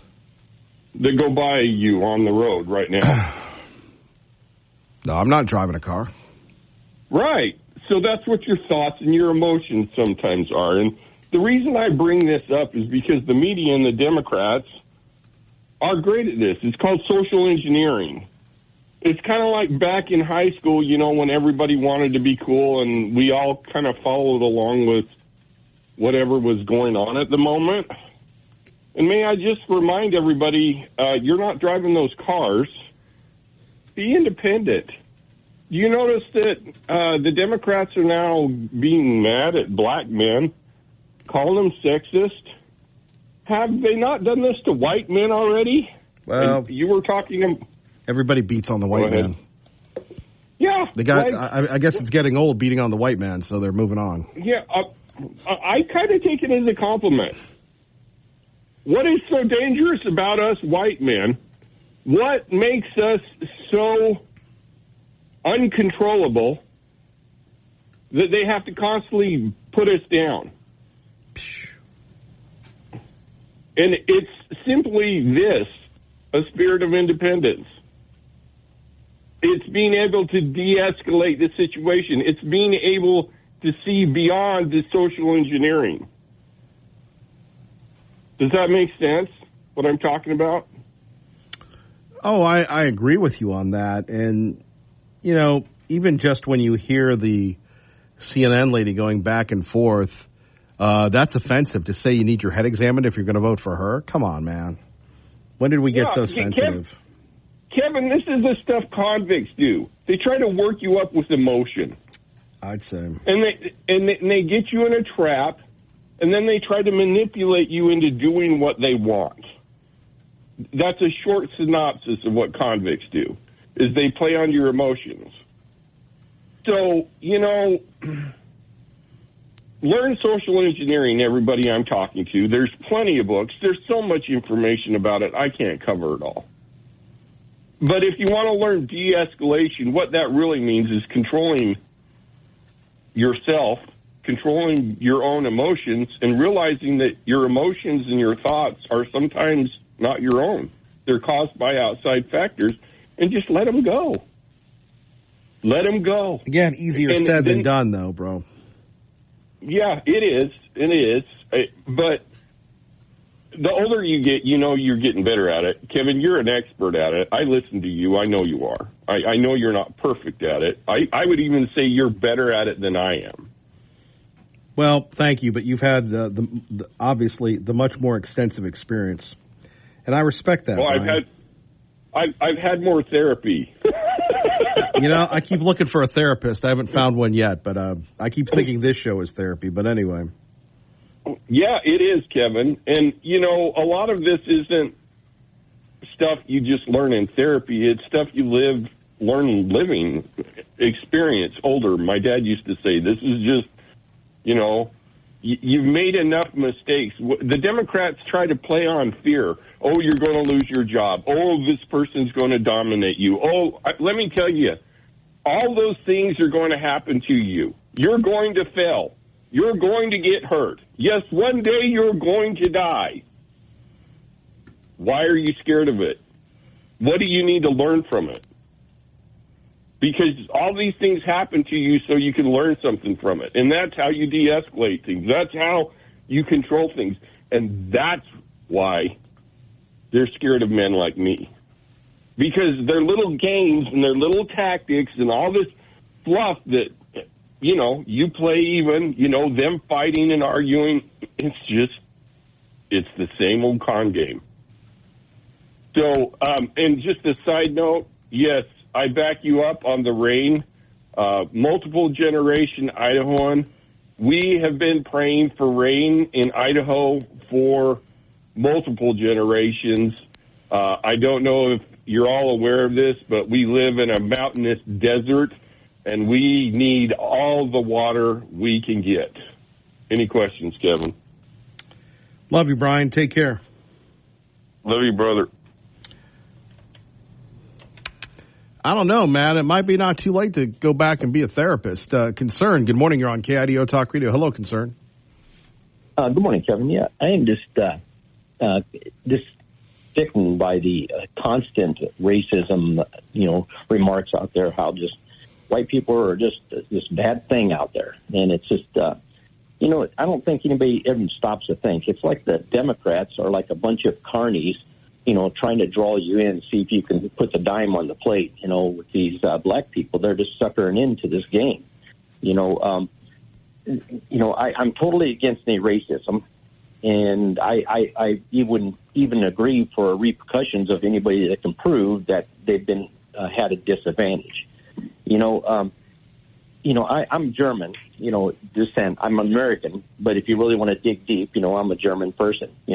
If I go to the bank and it's owned by a Jewish person, are they supposed to deny me any kind of special access because of what happened in the Holocaust? Why don't Germans get, tattooed with something, or the French with slavery? How come we're not just after all the French people because they started the whole thing, and the Spaniards that brought so many black people over into Mexico, for slavery. It's the reasons they're doing this is nothing but political. It's nothing but political because in reality, racism it is always going to exist to a small level, but this constant repercussions and making everybody feel guilty like we owe them.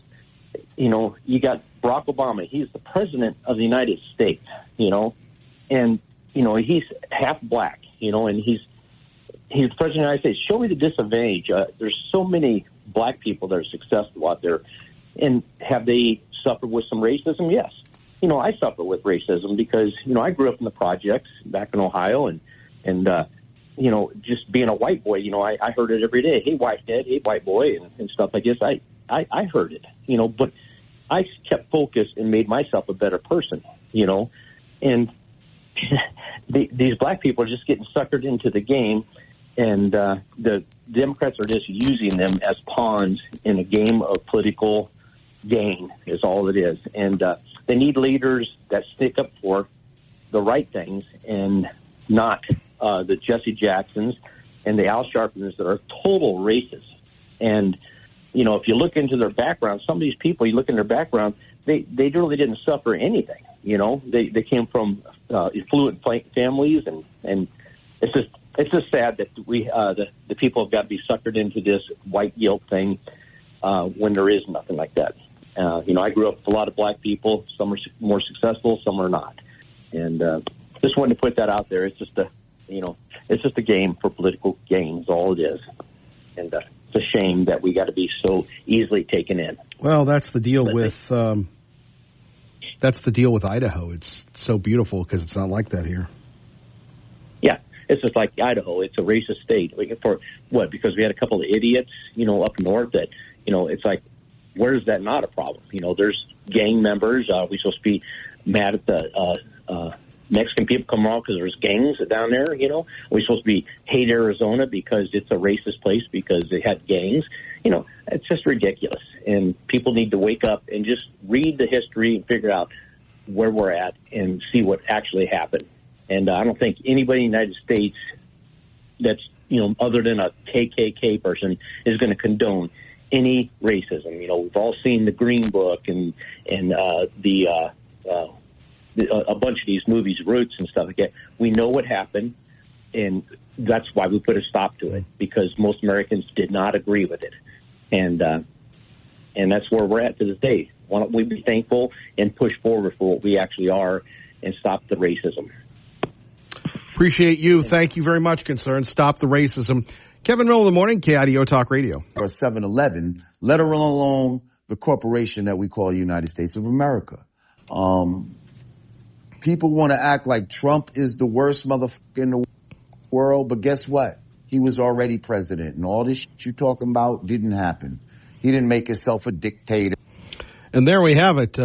I know we dumped that, but always good to be safe than sorry. That is rapper Lord Jamar saying Kamala Harris isn't qualified to run a Dunkin' Donuts or a 7-Eleven. Good morning, Kevin Miller in the morning.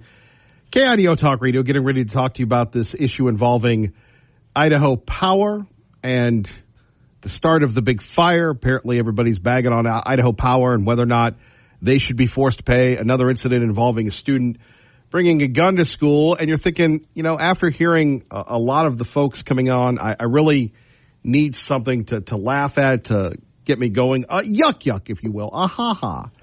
And people say this program, well, Kevin, it's this, it's that. I need something that's going to make me laugh. Well, thankfully, this is not something we put together. We want to thank Lucille for letting us know about this. This is a new ad called Man Enough, and it's brought to you by the Harris campaign.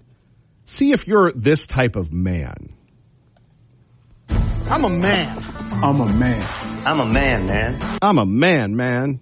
Yo, man. Hey, man. Come on, man. And I'm man enough.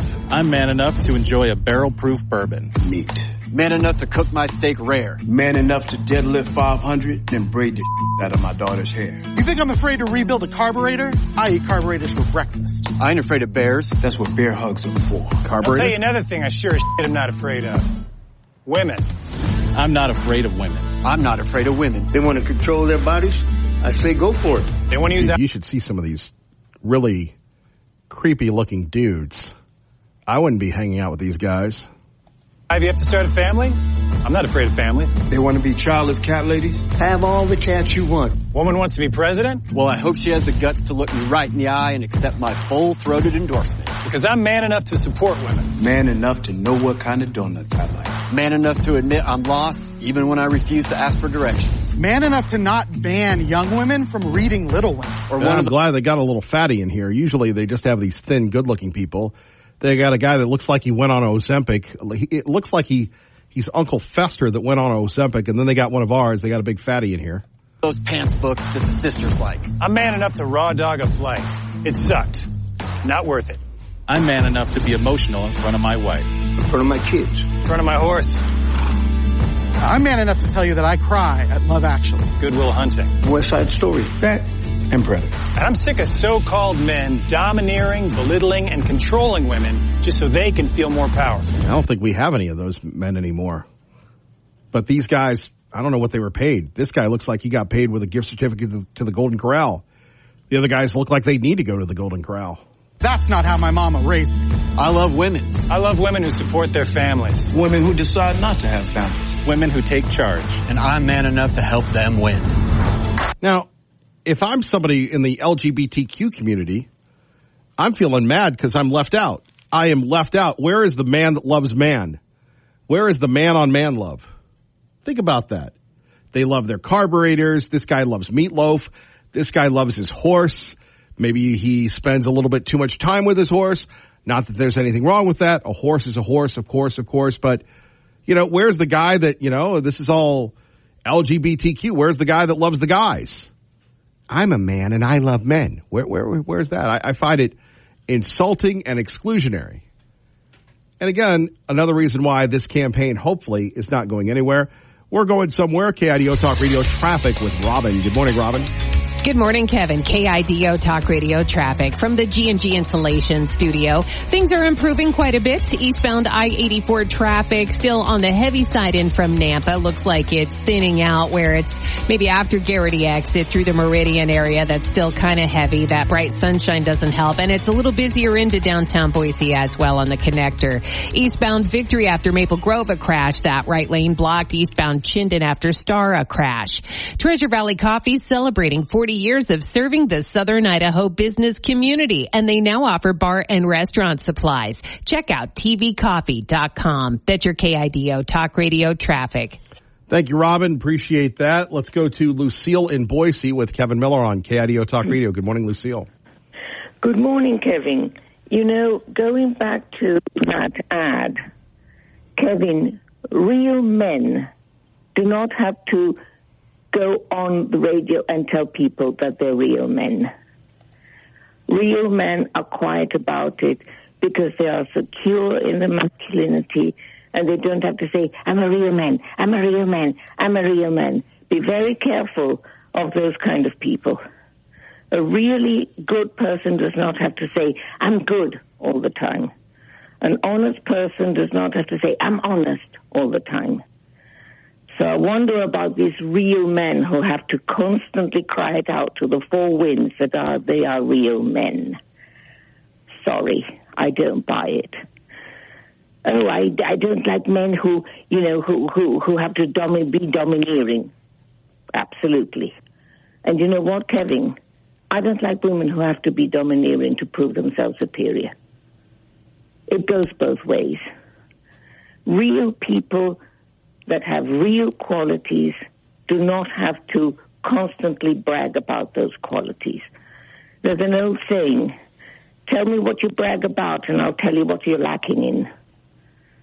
So be careful with those people who go, I'm this, I'm that, I'm the other. If you are, people will notice it. You don't have to, brag about it. If you're good, people will notice it. If you're honest, people will notice it.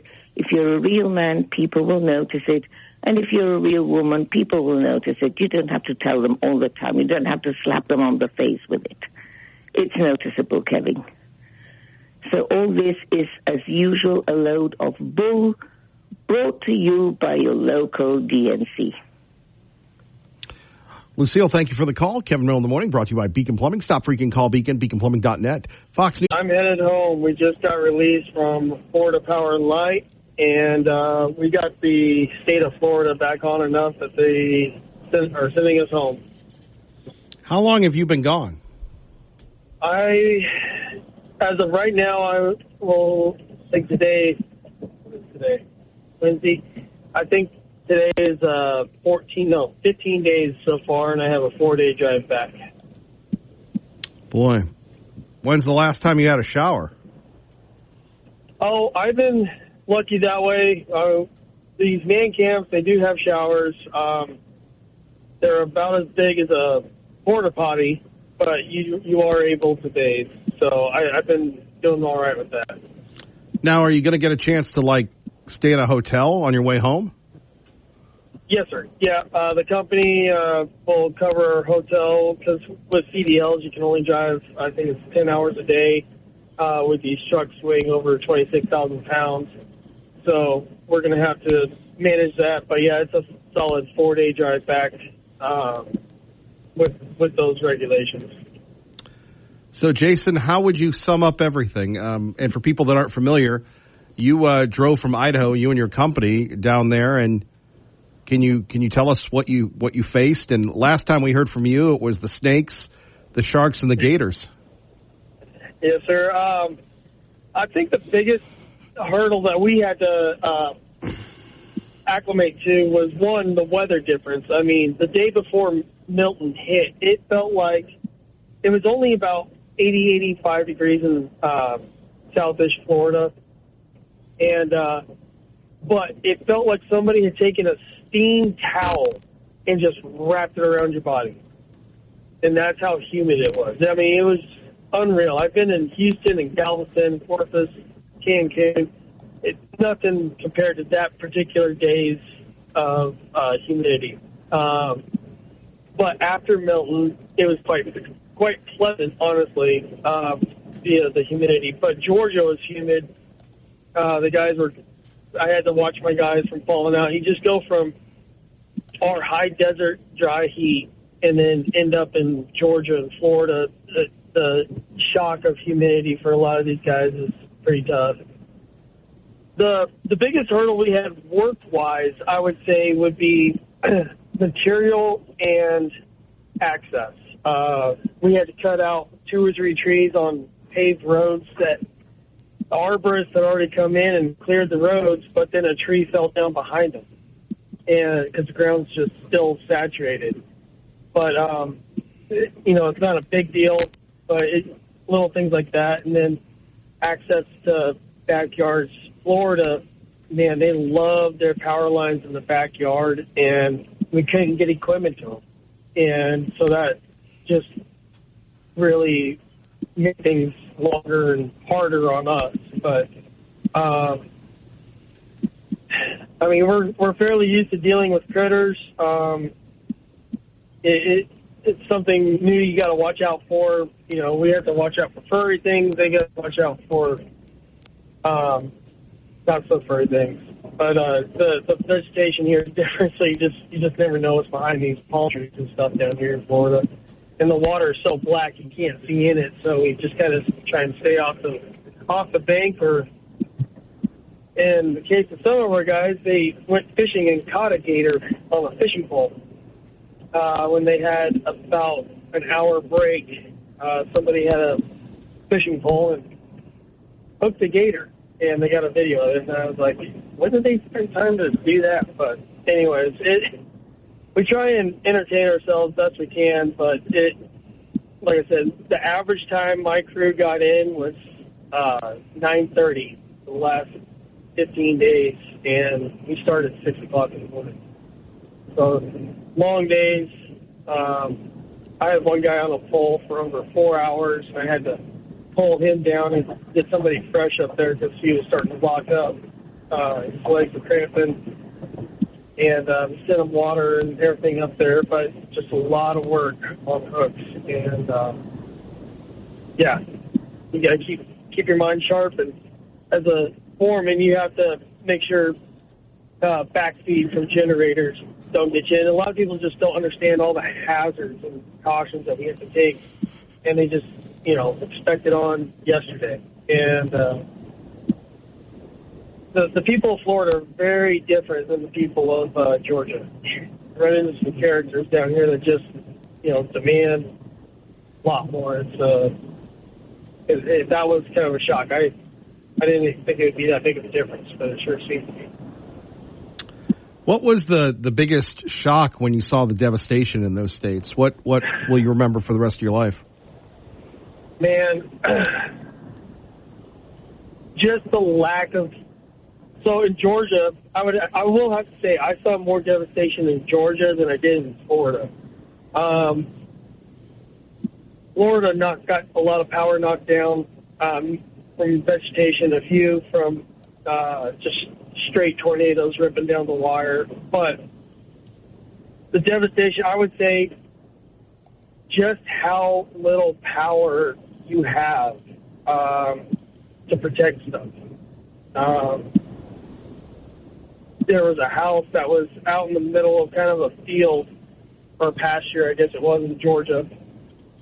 And this tree from almost probably 100 yards away or 100 feet away, the entire half of the house is gone because this tree fell down and it just collapsed the entire roof. But he's out in the middle of a pasture, and it's just like you can't protect against that. A lot like North Idaho, where it's just woods and trees and vegetation everywhere.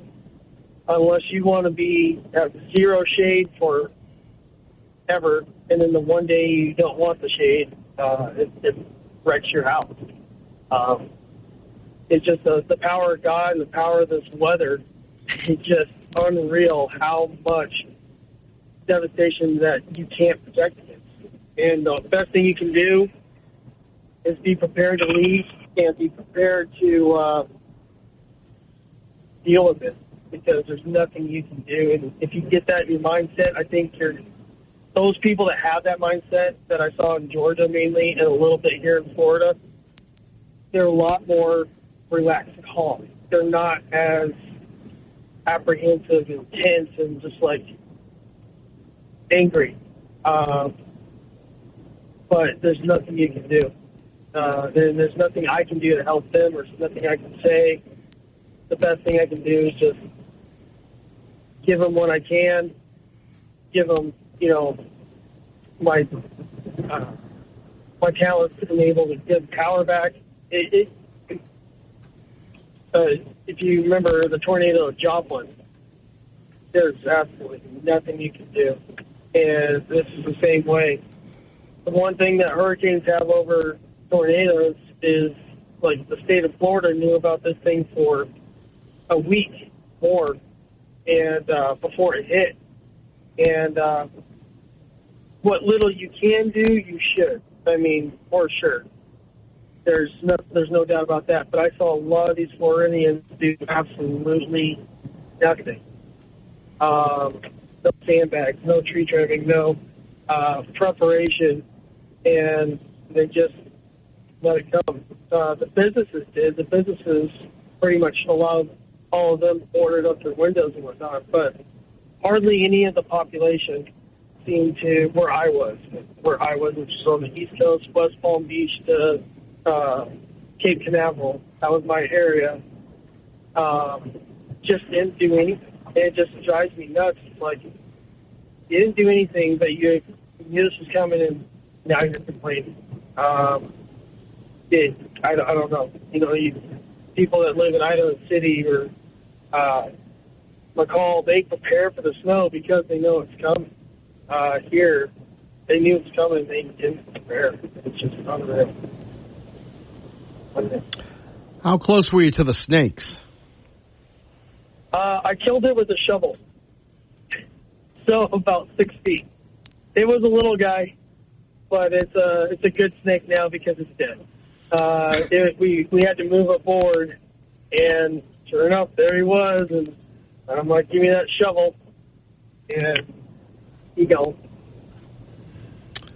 So, Jason, I'm sorry, go ahead, please. Oh, no, I mean, those type of things don't bother you too much. The dogs running around, they were an issue. Kind of reminded me a little bit of third world country at first. So you got packs of dogs just running down the street. And you're like, well, there they go, and they're a mix of everything. One had a beagle with them and, 3 pit bulls and a lab. Like, okay, there's an awkward group. But they were just having a hoot of a time going down there. But I'm like, man, hopefully they get home, you know. And, I saw dog catchers and animal control out there a bunch. One of the funniest things I did see, though, was this one dog. He came up to me, and he wouldn't leave me alone. He just wanted a buddy. And luckily, I kept him. You know, I was just, like, keeping him around. I had actually dog treats in my truck. And I gave him one, but he was shaking. He was just so nervous that he was shaking. And then I see this lady running. And I'm like, are you missing a dog? She's like, yeah. And I gave her dog back. I didn't know it was hers, but she took it. She seemed to know it. It knew her. But I was glad to be able to do something like that. Just little things like that, you know, it's all you could do. That was the second day after Milton. And that dog was, you know, like I have a dog just like it. He hates thunderstorms. And so when we went in this backyard, he shot out from this, like, little tree that had fallen down that he made his little home and didn't leave my side. It was crazy. But just do what you can, and people are lazy. It's unreal how lazy people are. What's your takeaway from all this? Is it possible you'd even say? Oh, man. If you can do something, or you think something's going to help you in the long run as far as, like, a natural disaster, please do it. Everything you can do will help the relief tenfold. I think in this case, especially on the west coast of Florida, the evacuation warning helped a ton. It seemed like a lot of people actually heeded that advice, and I think that saved a ton of lives because the population of Florida is huge. So the traffic getting out is hard and everything, but if you're trapped, nobody's getting to you. So I would just, you know, leaving is likely the best answer, I would say, most of the time.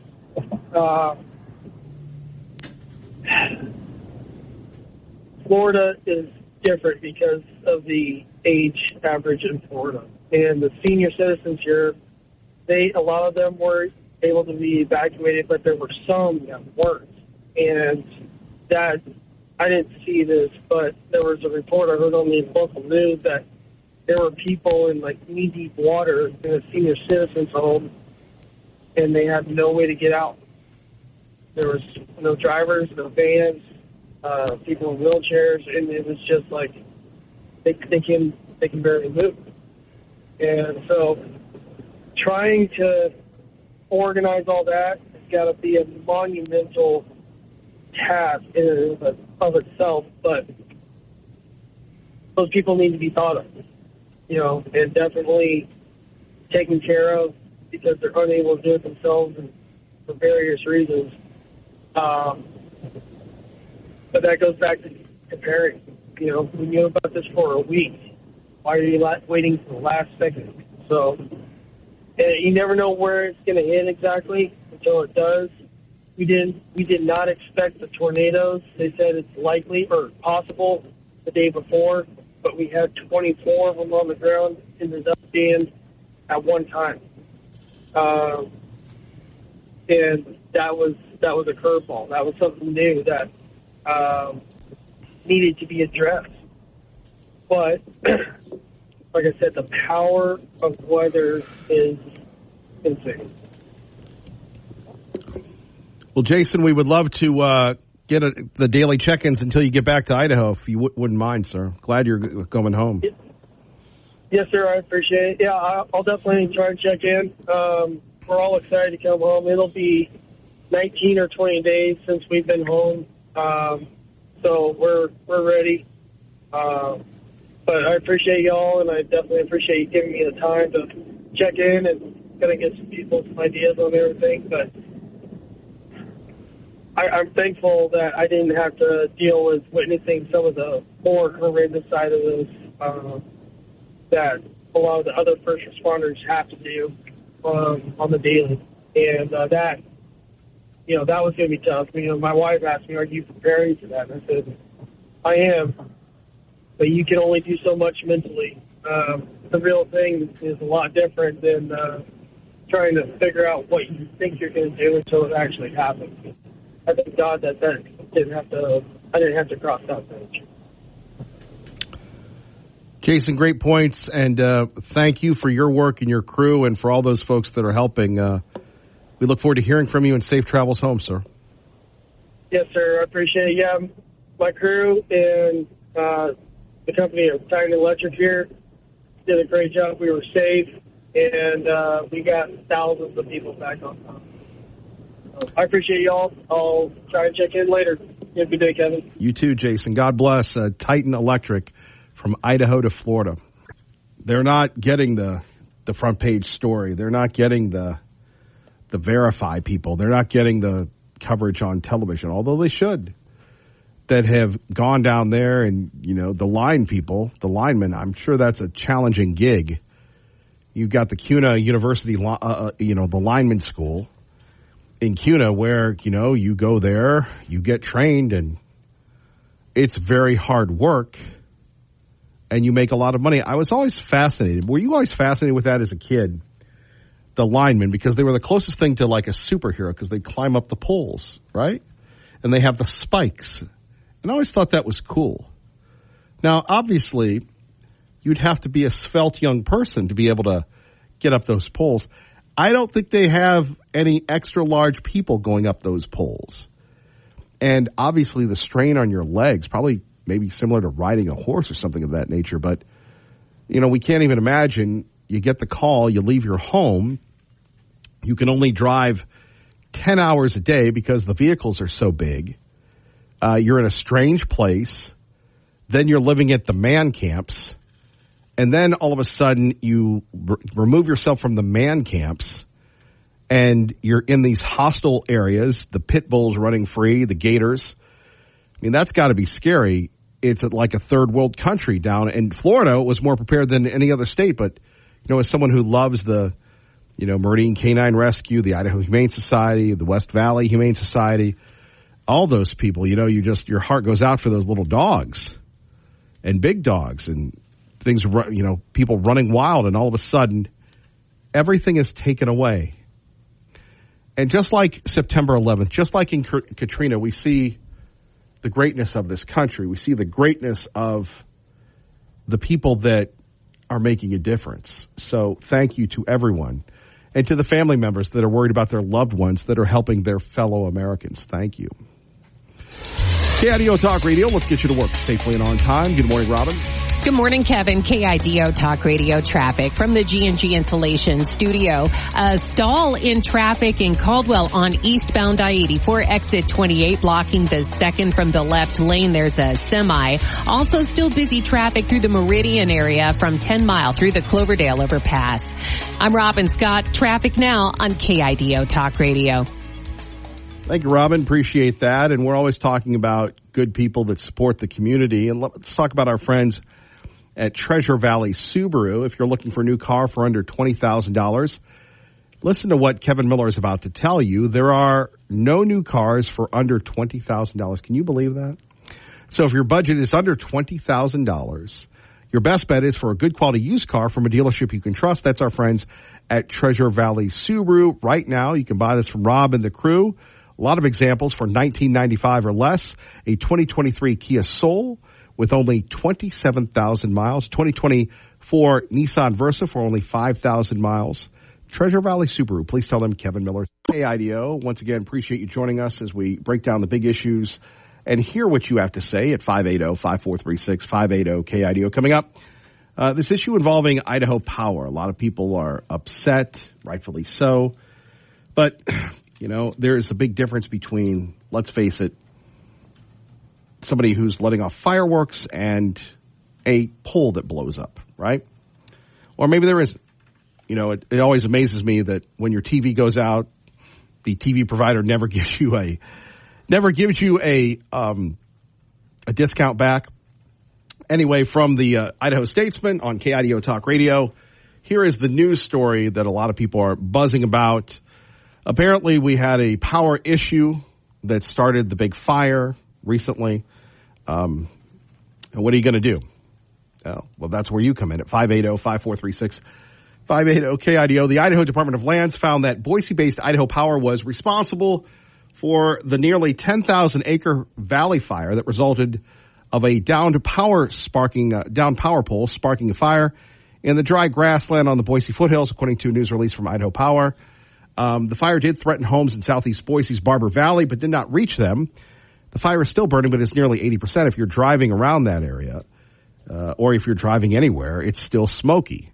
The report found that a crossarm, the segment near the top of the power pole that forms the T-shape, broke, which allowed an energized wire to touch the ground, sparking the October 4th blaze.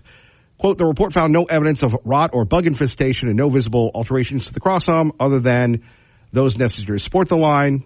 Again, Idaho Power's release. Idaho Power inspected this line 3 times this year, including the crossarm that appears to have broken. No issues were noted, and there we have it.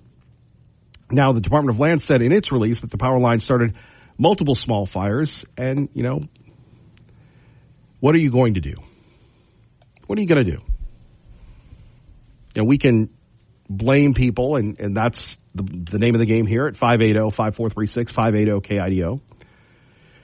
And, you know, when we have people that, you know, we're all responsible people, are we not? On one hand, we live in a world where, come on, bring it on, send out that email. And then, oh my goodness, I've sent out the email, what am I going to do? And there is nothing scarier than being driven from your home. As we just heard Jason driving home from Florida, or something that we're held accountable for. If you've ever been in an automobile accident, there's a sense of fear, frustration, and those of you that are responsible human beings, shame, because it could have been avoided. Sometimes it can't be avoided. Sometimes stuff happens. And obviously, if homes were lost, do you sue? I guess everybody sues these days. But isn't there a greater question? And it's funny, I got this answer on, where was it? Was it on, I believe it was on CNN over the weekend. Dana Bash. Some people are Dana, some people are Dana, I don't know. So Dana Bash was talking to Congressman Donalds. And there was a comment by Donald Trump saying, concerning FEMA and stream of consciousness, and California's not managing their public lands correctly and allegedly going to withhold stuff and all these things. Now, a lot of people have learned when Donald Trump says something, it's not necessarily fact. And in fact, gallivanting Gavin Newsom, the California governor, who praised Donald Trump the last time they had disasters. And Congressman Donalds pointed this out, saying that the federal government doesn't allow states to manage their lands. California doesn't allow the municipalities to manage their lands. How many of these fires in Idaho could be avoided? Could be avoided if we all just manage the lands. I know it gets redundant to say, but how bad does it have to get? How bad, and this is not hyperbole, how many homes, villages, communities, wildlife have to be lost before the federal government hears what we have to say? We have Mike Simpson. He's number 3 in Congress, I believe, in seniority. He can't make this happen? Well, we don't want to turn it over to the Wilkes brothers and all the commercial people. I get that. Look at what we've seen in the Treasure Valley. We had a beautiful farm on Chinden Boulevard, or Chinden, whatever you want to call it. Now it's going to be a wonderful gas station, and they call that progress, right across the street from Costco. I guess the Costco gas station is not good enough for people. We need another gas station. Nobody wants the beauty of Idaho to be torn up, but you as a native Idahoan, you maybe who have studied the West, you have been a native Westerner. Were fires always an issue, or did it happen when the spotted owl came in? Did it happen when we put, the brush and everything else, and like I said, you can tell I'm not down with this topic, ahead of civilization? And then you have Idaho Power, who, a lot of people had to go without power. Because when the fires are coming, we got to turn off the power so it doesn't make it even worse. And then we all have to pay the bill. And if Idaho Power has to pay, they're just going to pass it on to you and me. The idea of who is responsible. Maybe we should sue the pole company. And we could call Mr. Pole Company and say, Mr. Pole, sorry, your crossbeam didn't work. You have millions and millions of crossbeams that work, but sorry, this one didn't work. Think about that for a moment. Would love to hear from you. 580-5436, 580-KIDO. Kevin Miller, KIDO Talk Radio. Kevin, good morning. Man, I have such a hard time not picking up the phone with passion to call you about certain subjects, but you talked about fire this year. Pardon me. My wife and I were one of the only people that signed a land use authorization for the Forest Service to use our land to be able to fight the fire to save a neighborhood. If you look at the Wapiti Creek fire map, there's only one bright little spot in there, and it's the Hanging Valley, and it's green, and it's because my wife and I get up at 6 o'clock in the morning every day to make water in that whole canyon. Man, there's so many things about the malfeasance that go on, but the number one thing is the local fire district, the local Lowman Fire District, was on the scene at that fire at the time of it happening. And the Forest Service won't let them do it. They get fined if they go and get on Forest Service land. It's very weird how that works, but that fire sat there and burned for, I believe, 48 hours before even the first water got laid upon it. And by that time, it had already fired up to go through and ravage 6 cabins in the Grand Jean area, and then cross the street and come over to our place. And through our place, basically the Forest Service burnt up half our property, lost a water system and a building they didn't have any fire protection for. And man, if I told you what it felt like to have a Forest Service person, I'll give you 1 point, because man, I could go on for so long. They broke one of our had just put in. The new liaison came and talked to me. I'm like, okay, the fire's over. Man, thank goodness. We have one post. How do we resolve that post? And I'm not kidding you, dead straight, Kevin. He looked at me and he said, you're going to have to prove we broke that gate post. Right there, I knew. An unstable person might get wild on something like that, but I immediately showed him a picture of their truck parked to my good post 2 days before the fire rolled through. And he goes, okay, you're going to have to file a tort claim for that one. Let me tell you what, I could go on for very long about many tens and tens of thousands of dollars of mismanaged money, but it boils down to they could have had it out in the first 24 hours. So for people listening right now, what would you say to them? What would you say do we have people that are in power that listen? What would you say to them? Well, I would say, number one, if you ever sign a land use authorization, take the money. My wife and I are knuckleheads. We were like, okay, I don't want any money. Just put the fire out. Take the money. Take the money. Here's an example. They spent $80,000 to refill our ponds with trucks. Not once did they ask us, hey, would you be willing to take $20,000 and we could be done? We would have taken some kind of money. No, they were like, we did you a favor by filling their ponds. They spent $80,000. Didn't even think to call us and say, hey, what if we just offered them like 15 or 20 grand and maybe they don't care? They don't want it. They want to spend that money. Like, they could have saved hundreds of thousands of dollars just through our relationship. So number one, if you sign a land use authorization, take the money. That's the best piece of advice I could offer. I could go on for days, but we don't have that much time. Dylan, I appreciate it. I wish I had an answer for you. So what do you make of this Idaho Power thing? Idaho Power, it's a really tough thing. They have Idaho Power. Okay, I want all of y'all to imagine not having any power now. You know, like Idaho Power is the most important utility that we have.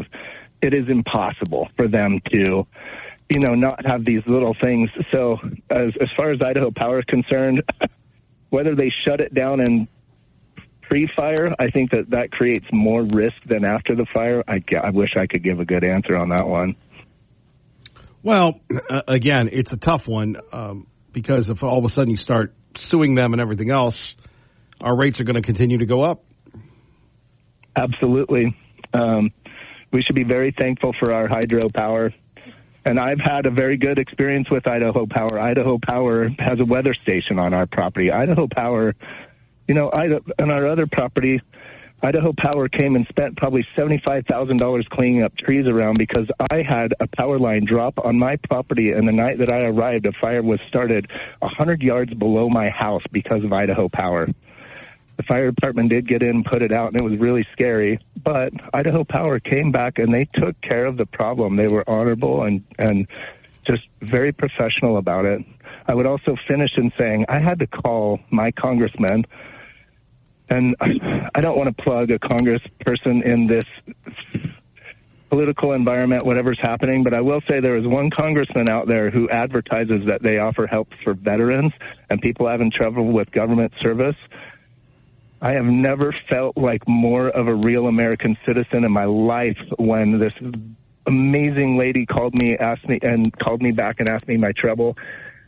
48 hours later, I got the letter of authorization I needed from the Forest Service to fix my water system, and if I didn't go through Congress, I'd be doing this for probably 2 or 3 years.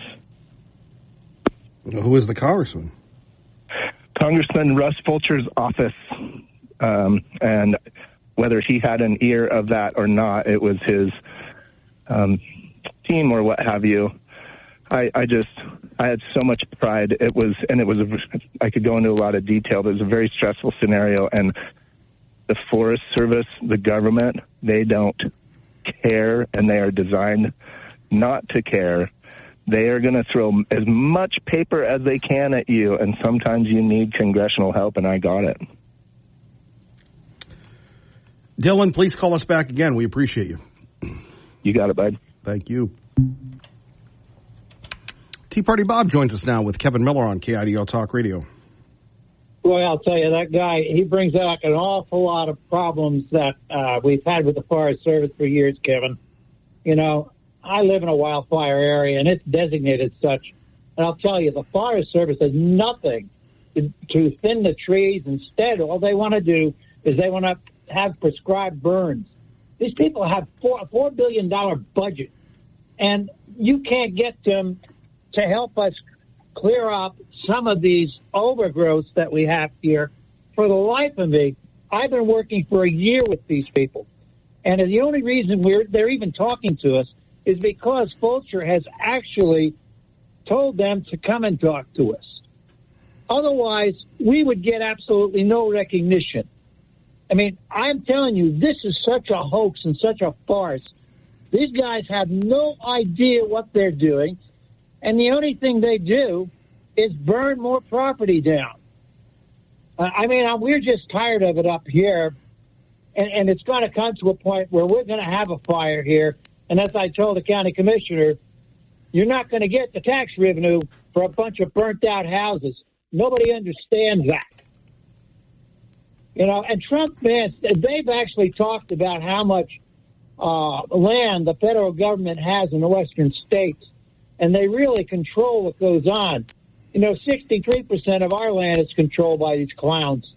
And believe me, we've tried to get it back, but I do think that Trump understands this, and we may actually see something happen if he gets back in. You know, you can't have a federal government who's supposed to be for the people, helping the people, and all they do is let things burn. You know, you told me, good luck living up in New Meadows. Let me tell you something. I love it up here, and many of the other people do.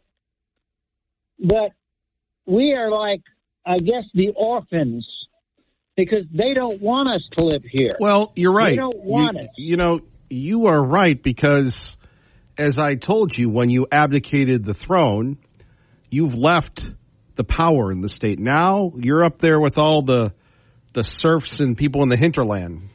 Good luck. Yeah, well, we're coming back, my friend. So watch out. You guys are the ones that are going to have problems. You're going to move. You're moving back here. Yeah, no, but you're not. You're not going to be able to get out of your driveway someday because the crowds and the traffic are going to be so big.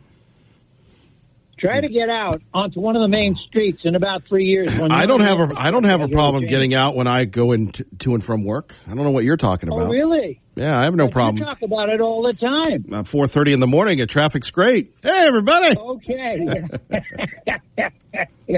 Yeah, let me see what happens at about 3 in the afternoon when school is out. Well, I can neither confirm nor deny what you're talking about. And let me tell you something. You go after the electric company, and you're right. They're going to raise your rates to pay for whatever problems you caused or they caused. It doesn't matter. We had 3 rate raises in the last 2 years. Not a lot of fun. Time to change things. Time to change our legislators and get something done here to fix the problems. And that includes our president. Well, you're just full of sunshine and happiness today, and I'm sorry that you live in a place that doesn't matter, according to you. It doesn't matter to the federal government because they don't want us here. Well, I don't think we're in the middle of their national forest, not our national forest. I don't think it matters to the maybe if you were nicer to the governor, he'd help you out. Are you kidding me? We get 43% of our bloody budget from the federal government. If anything, he's responsible for half of this. Well, you need to start calling Joe Biden your daddy. Oh, my God. Time to say goodbye, Kevin. Have a great day. Some people can't take a joke.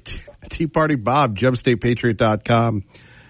Eric, the wild man in Cuna. Good morning, Eric. You're on KIDO Talk Radio. Hey, good morning. I actually got my question answered because I actually did have a voter pamphlet, but I wanted to get on before Tea Party Bob because he's very educated in Idaho politics, and there's a few things on the ballot so there's this HJR5, and from what I understand, we should vote yes on that because it restricts non-citizens from voting, correct? Yes. Yeah. And then there's Proposition 1, obviously no on that, but it'd be nice if somebody like Tea Party Bob would, or you, could, it's leading up to the election, because I'm probably going to go vote early. I mean, it opened, I think, yesterday. But, if there's any important things that we need to be educated on before we go to the ballot box. And I think I'm educated enough. Obviously, Russ Fulcher's great. I mean, we just heard from that last call. I mean, he's the only one that you can actually call and get something done, it sounds like. The other ones are kind of, you don't hear much about them. They're hiding in their offices or something. Russ Fulcher seems to be the only one that's out there and for the people, so obviously I'm voting for him. And I'm voting for Donald Trump, and I'm voting yes on HJR5, and I'm voting no on Proposition 1. But is there anything else of importance that we should know about? Well, maybe if Tea Party Bob didn't get angry and hang up, we could have found out. Yeah, I mean, he could call back. I'd be allowed. I don't know. I think he's mad. He's not mad. I think he's afraid to call back. He probably went on to Newsmax. I like how you mess with him. I baited him a little. I don't think he did. I don't think this time, because it'll be followed by an angry email from him very soon, if not sooner. Oh, really? Oh, no, I doubt it. Maybe he's just trying to get a point across. Look, I could have, if I really wanted to mess him up, I would have just played this. 369, the goose drank wine, the monkey chewed tobacco on the streetcar line. The line broke, the monkey got choked. Kevin Miller and all his crazy buddies went to heaven.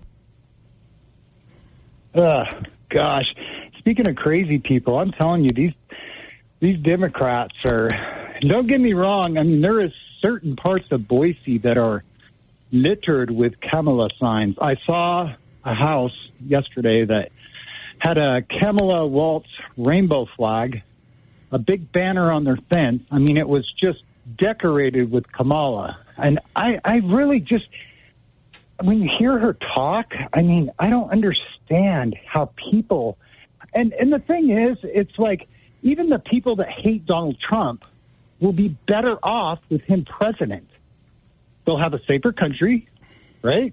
They'll have more money in their pocket, and it'll just be better all the way around, even for those people that hate him so much.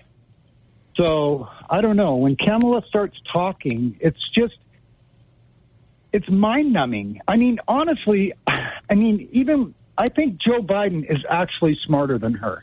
Well, no, I would agree with you. And then we have Tea Party Bob plugging his website because he refuses to come back on. So he said go to gemstatepatriot.com. Yeah, he's afraid. Yeah, I'll go to his. I'm going to go. I've checked out his site several years ago, but I probably need to refresh myself with it. I think he's he's just afraid. We could just say that he's afraid. No, I doubt it. I like Tea Party Bob. I've always I've been his. Educated by.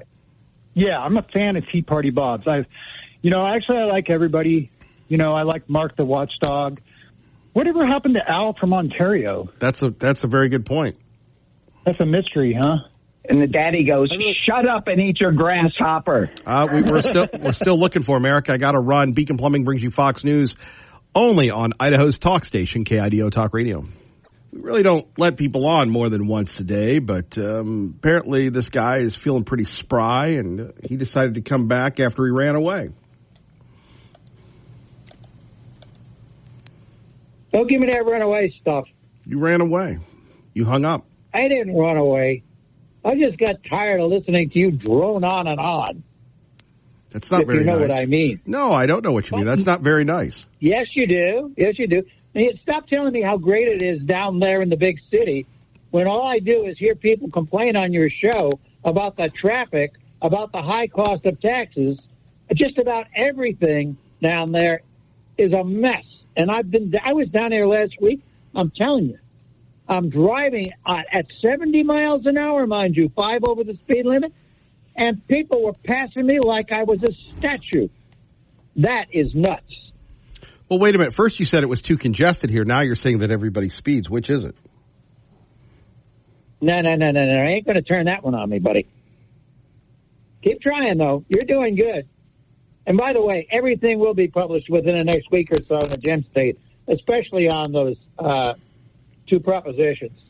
They need to be out there in the public eye. And, I wanted to say something. You're talking about the black vote, and I thought it was amazing that both Obama and Clinton came out to remind people that they're black.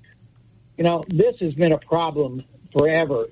The Democrats have been using the blacks and the Hispanics to win elections for literally Wait decades. a minute. First of all, you don't have an answer for Eric.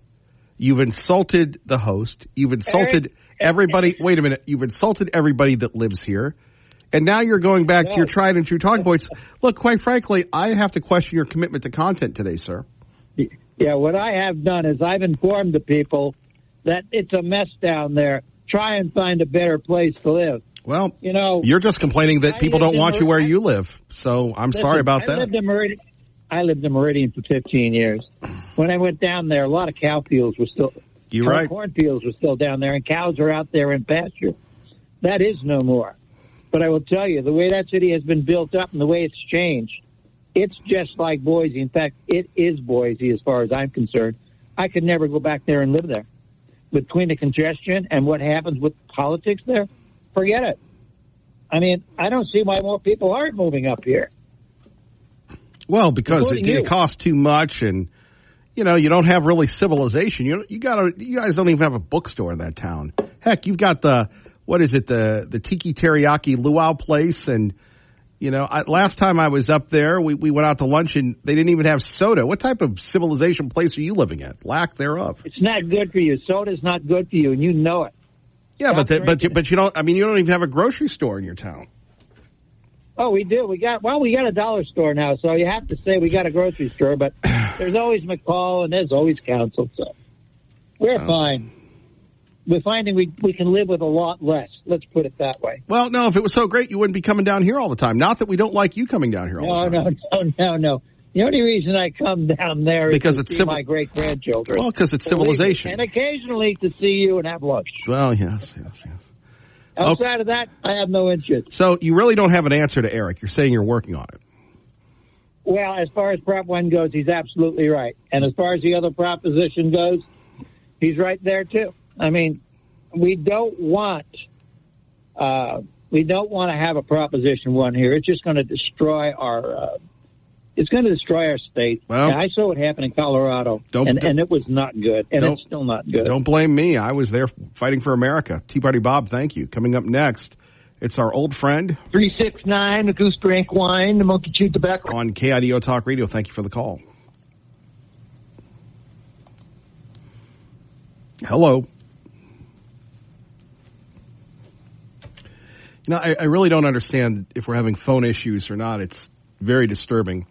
If you have your phone on mute or for, some problems. Anyway, one of the issues that hasn't been talked about enough in this presidential campaign, and we'll continue to take your calls concerning this Idaho power situation at 580-5436, 580-KIDO, but this issue involving the great cover-up. Kevin Miller, what is the great cover-up? Well, you take a look at President Biden, and you take a look at what he's been up to. Think about it for a moment. Just take a moment. President Joe Biden clearly has not been himself. Let's be generous, since 2021, 2022, something of that nature. And we've seen the mental cognitive decline over and over again. And yet here we had Nancy Pelosi. By the way, there's a new report out saying that Nancy Pelosi is now afraid that Kamala Harris is not going to do it. It's like when you fire somebody at work and you replace them with someone who maybe interviews very well, but clearly isn't up to the job. It's from our friend Tucker Carlson, courtesy of Tucker Carlson Reports.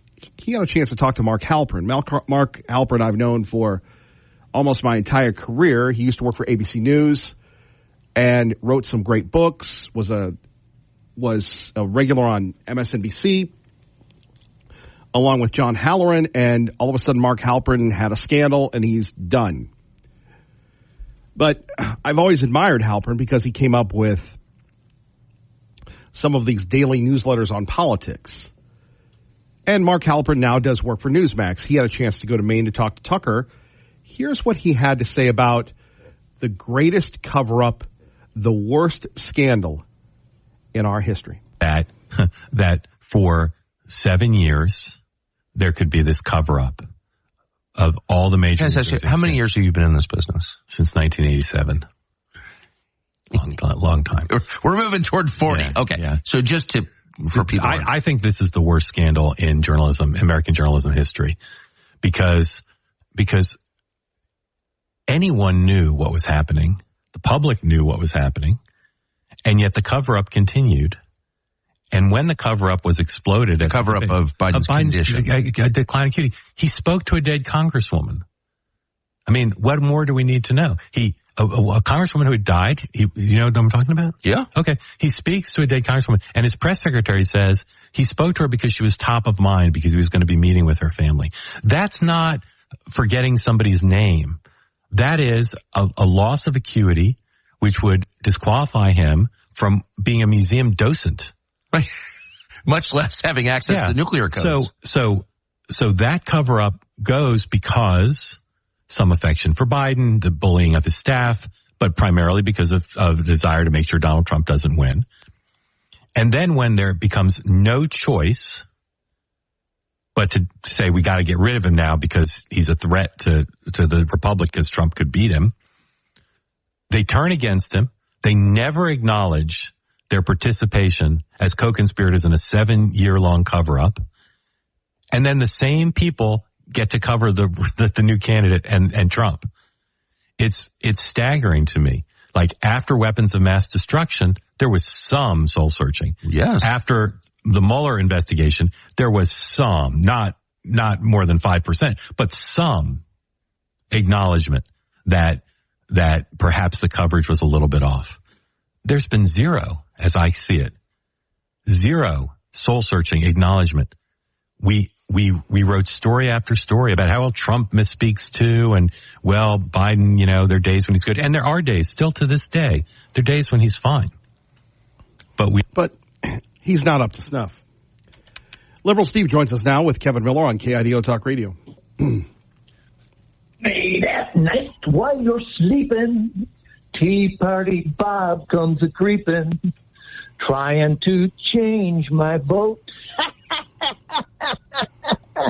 Bobby, you know why they call it New Meadows, don't you? Because every spring when that snow melts and it floods up there, it becomes a new meadow. Anyway, yes, Idaho Power should pay for any damage caused by that fire. Absolutely. Responsibility for your workspace, responsibility for when you're on the job, like down there at the radio station, when you mess up, you got to pay for it. And if I'm out hunting and I shoot like Dick Cheney, I shoot the other guy in the head, I got to pay for it. And it's like Donald Trump in Pennsylvania, not really dancing, but bending his knees for 30 minutes and singing YMCA. Now, I hear they're trying to find him diapers that won't release any stink, because I guess he's... What does the Wall Street Journal know? I'm meeting with them tomorrow. What does the Wall Street Journal know? They've been wrong about everything. So have you, by the way. You've been wrong about You're trying to turn this. You've been wrong about you're trying to turn this into debate. There are business people. You're wrong. You've been wrong. You've been wrong all your life on this stuff. There we have it, the president talking to Bloomberg about tariffs and everything else. No, we don't really need to have cheap shots. We don't really need to have those personal attacks. And Liberal Steve really should know better on that. Even ABC News is debunking a false claim spread by the Harris campaign that President Trump froze on stage. It's despicable. It is unfortunate, and it is alarming what is going on. We'll get back to politics in a minute. I do want to share with something that, on a lighter side. We'll take more of your calls at 580-5436, 580-KIDO. We started the program looking at this crazy thing involving the Manly Man ad. The Manly Man ad from the Harris campaign. And unlike California that has outlawed satire, one of the oldest forms of entertainment that precedes the country. And political satire, obviously, the works of such great political satirists that have maybe alarmed us, that have made us, fired up, that have done all sorts of craziness. And at 580-5436, 580-KIDO, I look to myself and I say, how in the world can you outlaw satire? So from our friends at the Babylon Bee, this is a fake news report, but since it's been quite heavy, I thought you would get a kick out of it. Boy, I love the dramatic music here on KIDO Talk Radio. Now remember, this is satire. We're here live at a local protest where a bunch of emotional women are upset about something. What else is new? Am I right, guys? Let's see what set them off this time. What's up, Toots? A woman should have all the same rights as guns, and we're not leaving until we get them. I love the word toots. It's such a lost word these days. What's up, Toots? Yeah! So you want women to have the exact same rights as guns? Yeah! And you won't leave until the government agrees to that? Yeah. No! No. I was saying no, like we're not going to leave until we get them. I was saying we're not leaving. Yeah. Oh, okay. So, no.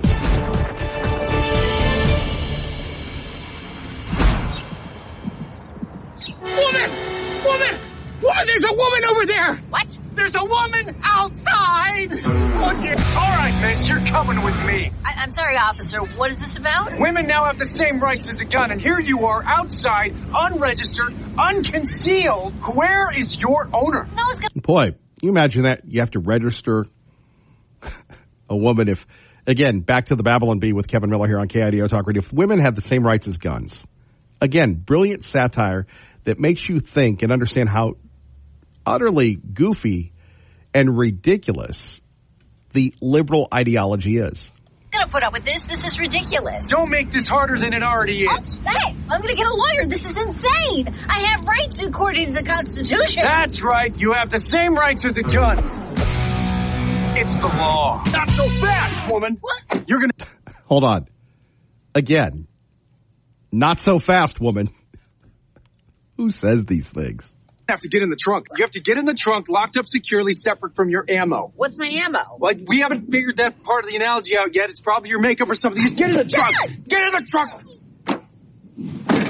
It's the law. Where do you think you're going, woman? I'm going to work. Didn't you see the sign? Let me guess. It's the law. Come on. The sign is a gun-free zone. So getting back to this whole idea, this brilliantly created satire that, well, we want to have the same rights as guns. You talk to people in the gun industry.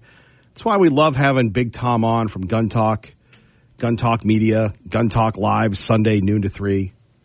You talk to anybody in the gun industry, and they will tell you how regulated and shadow banned they are with the social media people, because if they weren't, they're already popular. But just like with conservatism, they're censored. Or as somebody told me, they're closeted, which is, I've never heard the term closet used as a verb, but they're closeted. We as conservatives, we as people of faith, we have switched places with the people that used to be closeted. Now we're in the closet. And the closet is not a fun place to be. It's dark. Sometimes it's cold. And it's very lonely in the closet. Although more and more people are being closeted, the closeted might become mainstream. Come on, let me say it. It's the law. Never mind, the moment's passed. Hey there. I'm here to register my woman for concealed carry. Here's... Oh, come on now. My application, and here is my background check questionnaire, and here's a card certifying where I acquired her and her serial number. It looks like everything's in order. It's an interesting choice. Why don't you sit down and we'll start the class. My class? Every registered woman owner has to take a safety class. I will be teaching this one because I am a certified expert. A woman expert! The first lesson you need to know now that women and guns are under the same regulations is that you need to lock your woman up whenever she is not in use. I will demonstrate on this model how to use the proper woman lock device.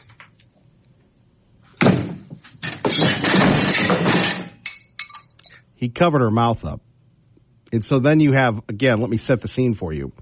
You have these men in the room, and remember, this is how draconian it is, especially those people that have lived in draconian states like Oregon, like Washington, like California, like east of the Great River, where they don't love the guns. And all of a sudden, you got to take a gun class, you got to conceal your gun. So substitute the word woman or man, and you've got to register your man, and you've got to conceal your man and conceal your woman. Now I want everyone to try it. Wow, my very own woman permit. Thanks, officer. Come on, honey. Ever since these regulations have gone into effect, women have become 837% safer. If it saves just one life, it's worth it. And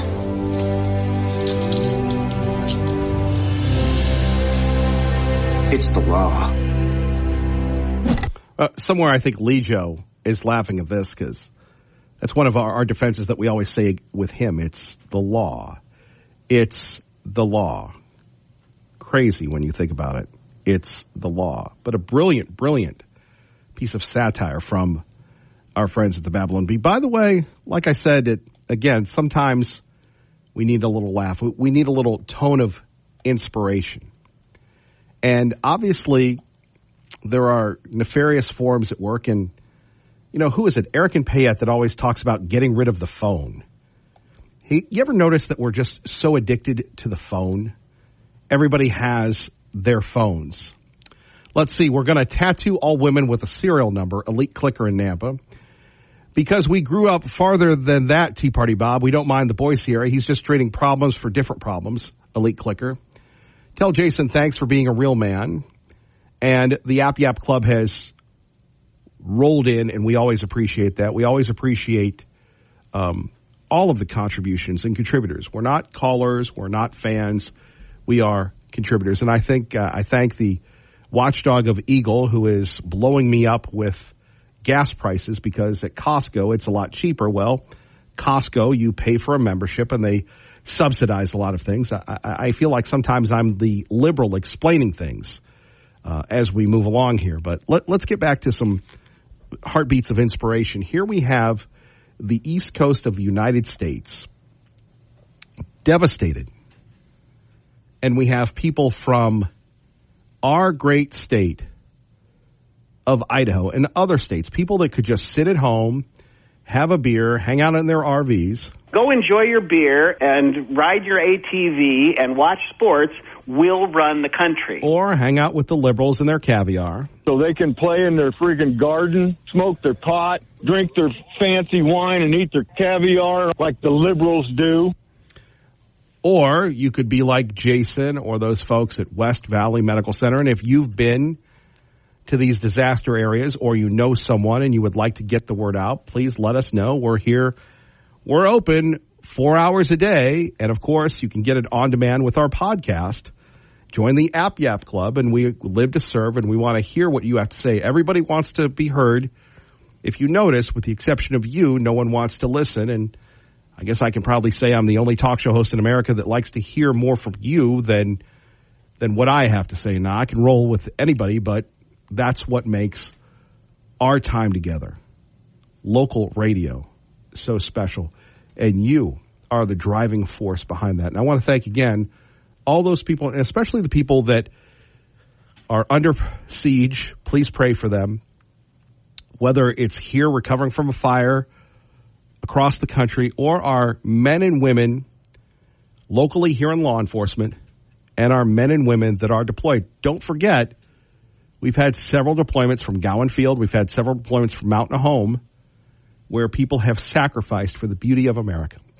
God bless. Keep the faith. And yes, Kevin Miller loves you.